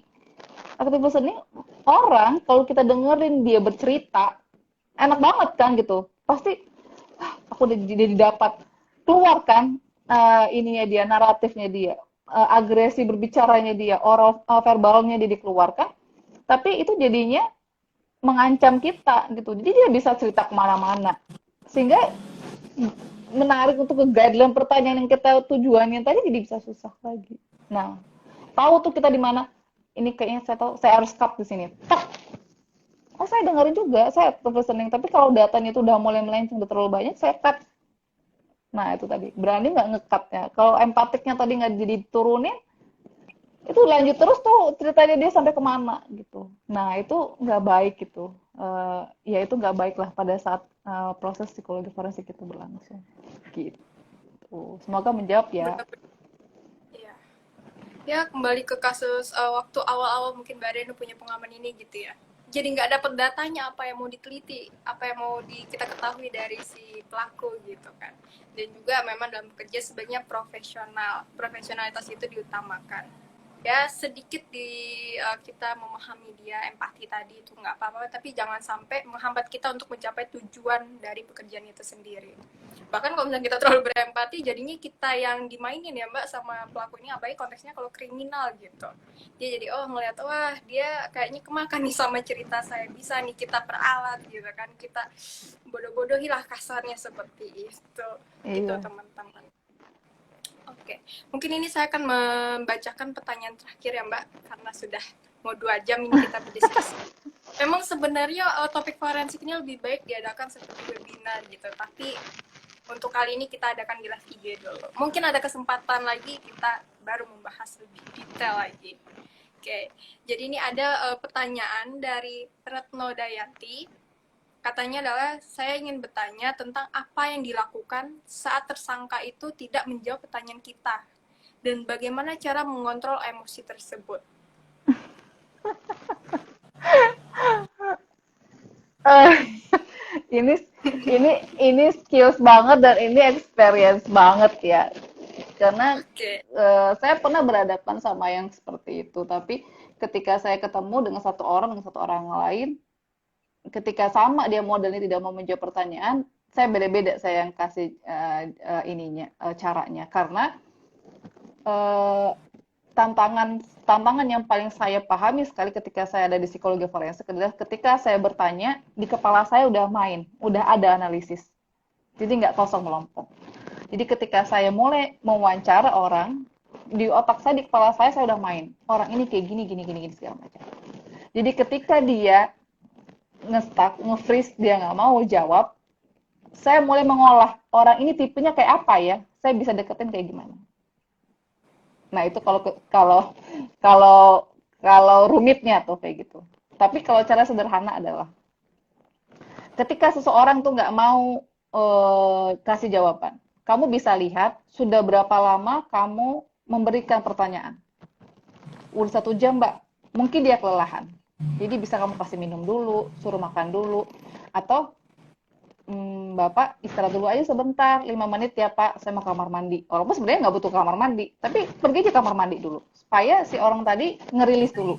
Karena ditanyain pertanyaan dedet itu bikin orang capek, bikin orang overwhelm ya, bikin orang capek. Jadi itu kita harus tahu, saking segitunya kita harus aware, observasi kita harus jalan. Terus itu yang pertama. Yang kedua, kalau misalnya baru awal-awal nih Mbak gitu, saya baru 5 menit, 10 menit, tapi saya kasih pertanyaan, masa udah nggak jawab? Saya tanya, kamu ngawali good rapportnya bagus atau enggak? Terus yang kedua adalah, bentuk pertanyaan apa yang kamu berikan? Kalimat langsung atau kalimat tidak langsung? Triknya adalah, berikan kalimat tidak langsung atau kalimat terbuka. Jangan kalimat tertutup atau kalimat yang langsung. Jadi kamu langsung straight to the point gitu, jangan kayak gitu. Karena si napi itu sendiri, si tersangka itu sendiri, di diri dia itu udah tahu kalau dia salah. Kalau nggak mungkin dia ditangkap gitu. Itu pas sudah ada. Tapi dia pasti akan mengeluarkan defense-defense-nya dia. Nah, Ya, defense-defense-nya dia itulah yang harus kita baca. Sebenarnya defense apa yang lagi dia pakai ini dan kenapa dia pakai itu. Nah, tuh kan Freud-nya harus kental banget nih. Nggak bisa nggak pakai Freud kan. Orang defense mechanism ada di Freud ya. Teori Freud-nya lagi nih gimana. Ya, jadi itu dimainkan sekali gitu. Nah, kalau misalnya good rapportnya udah oke nih Mbak, terus dia di awal-awal masih nggak mau jawab pertanyaan.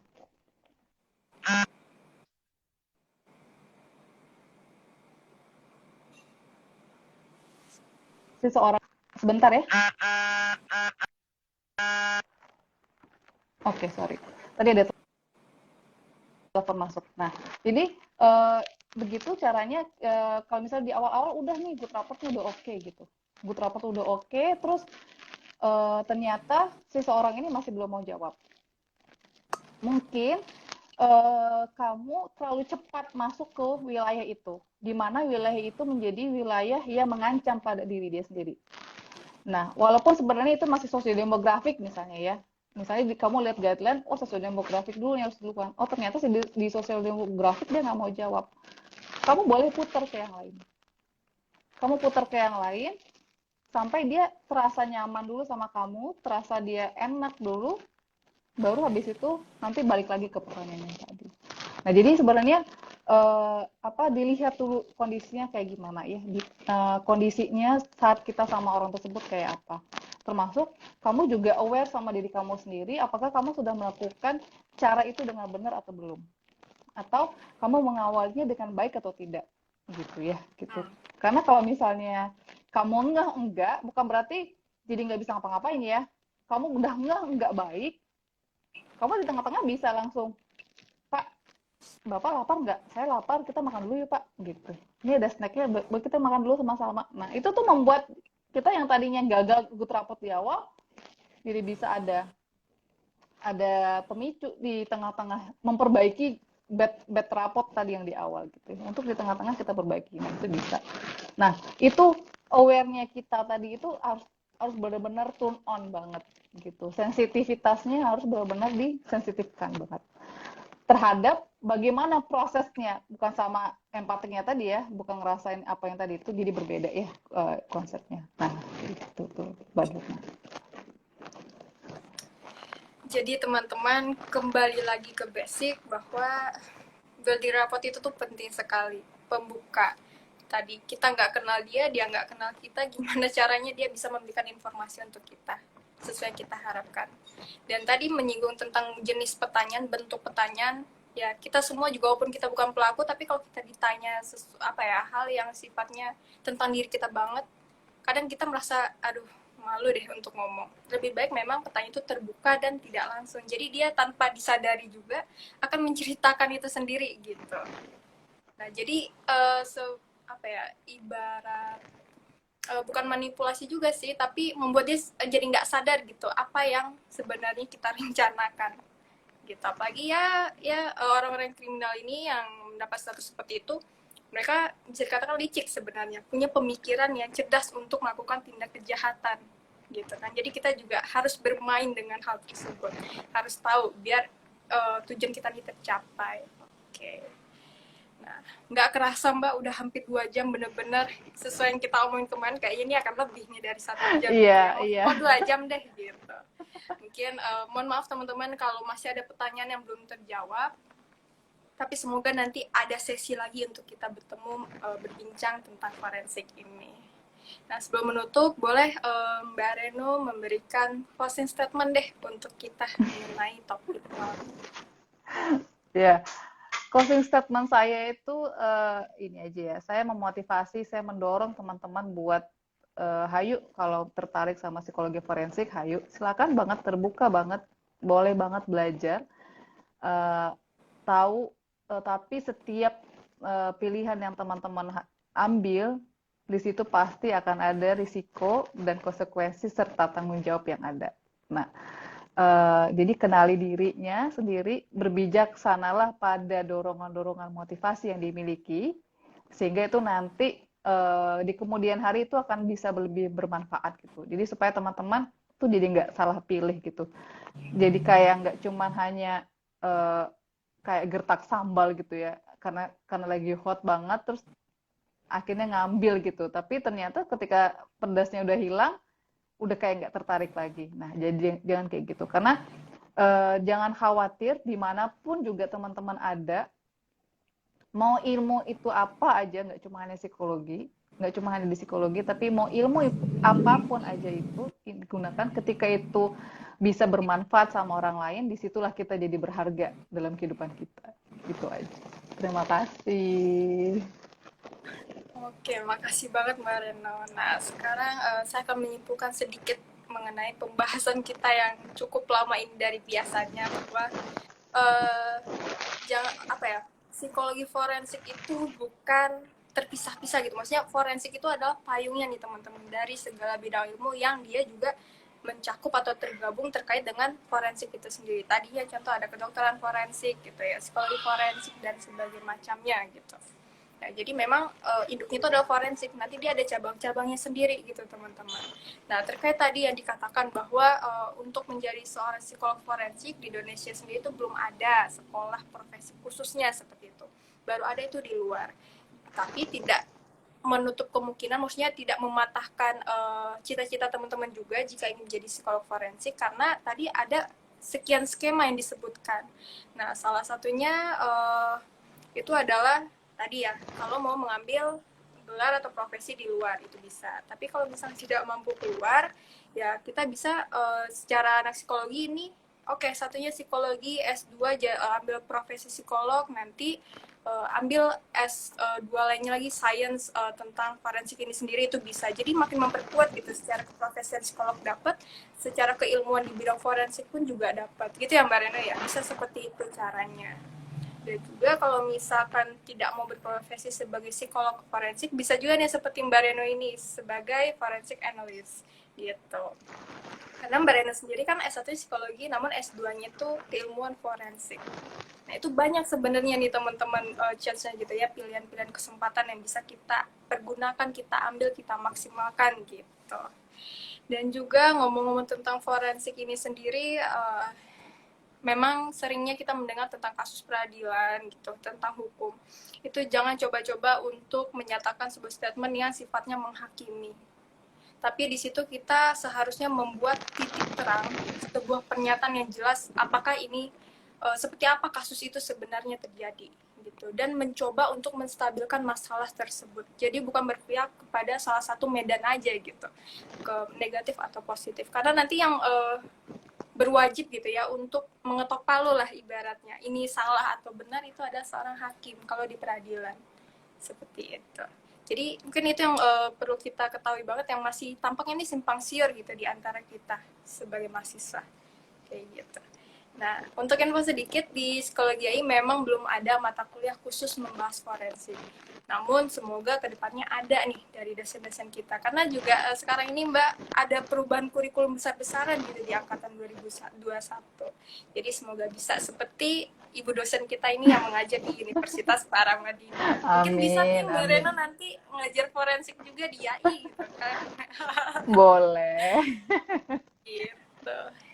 Jadi itu aja kesimpulan dari saya yang bisa saya sampaikan. Semangat terus teman-teman. Tadi dikatakan jangan coba-coba untuk memasuki suatu bidang tertentu dengan alasan penasaran. Karena itu lemah banget sifatnya. Membuat teman-teman malah terperangkap gitu, tenggelam di situ. Nggak bisa survive kayak gitu.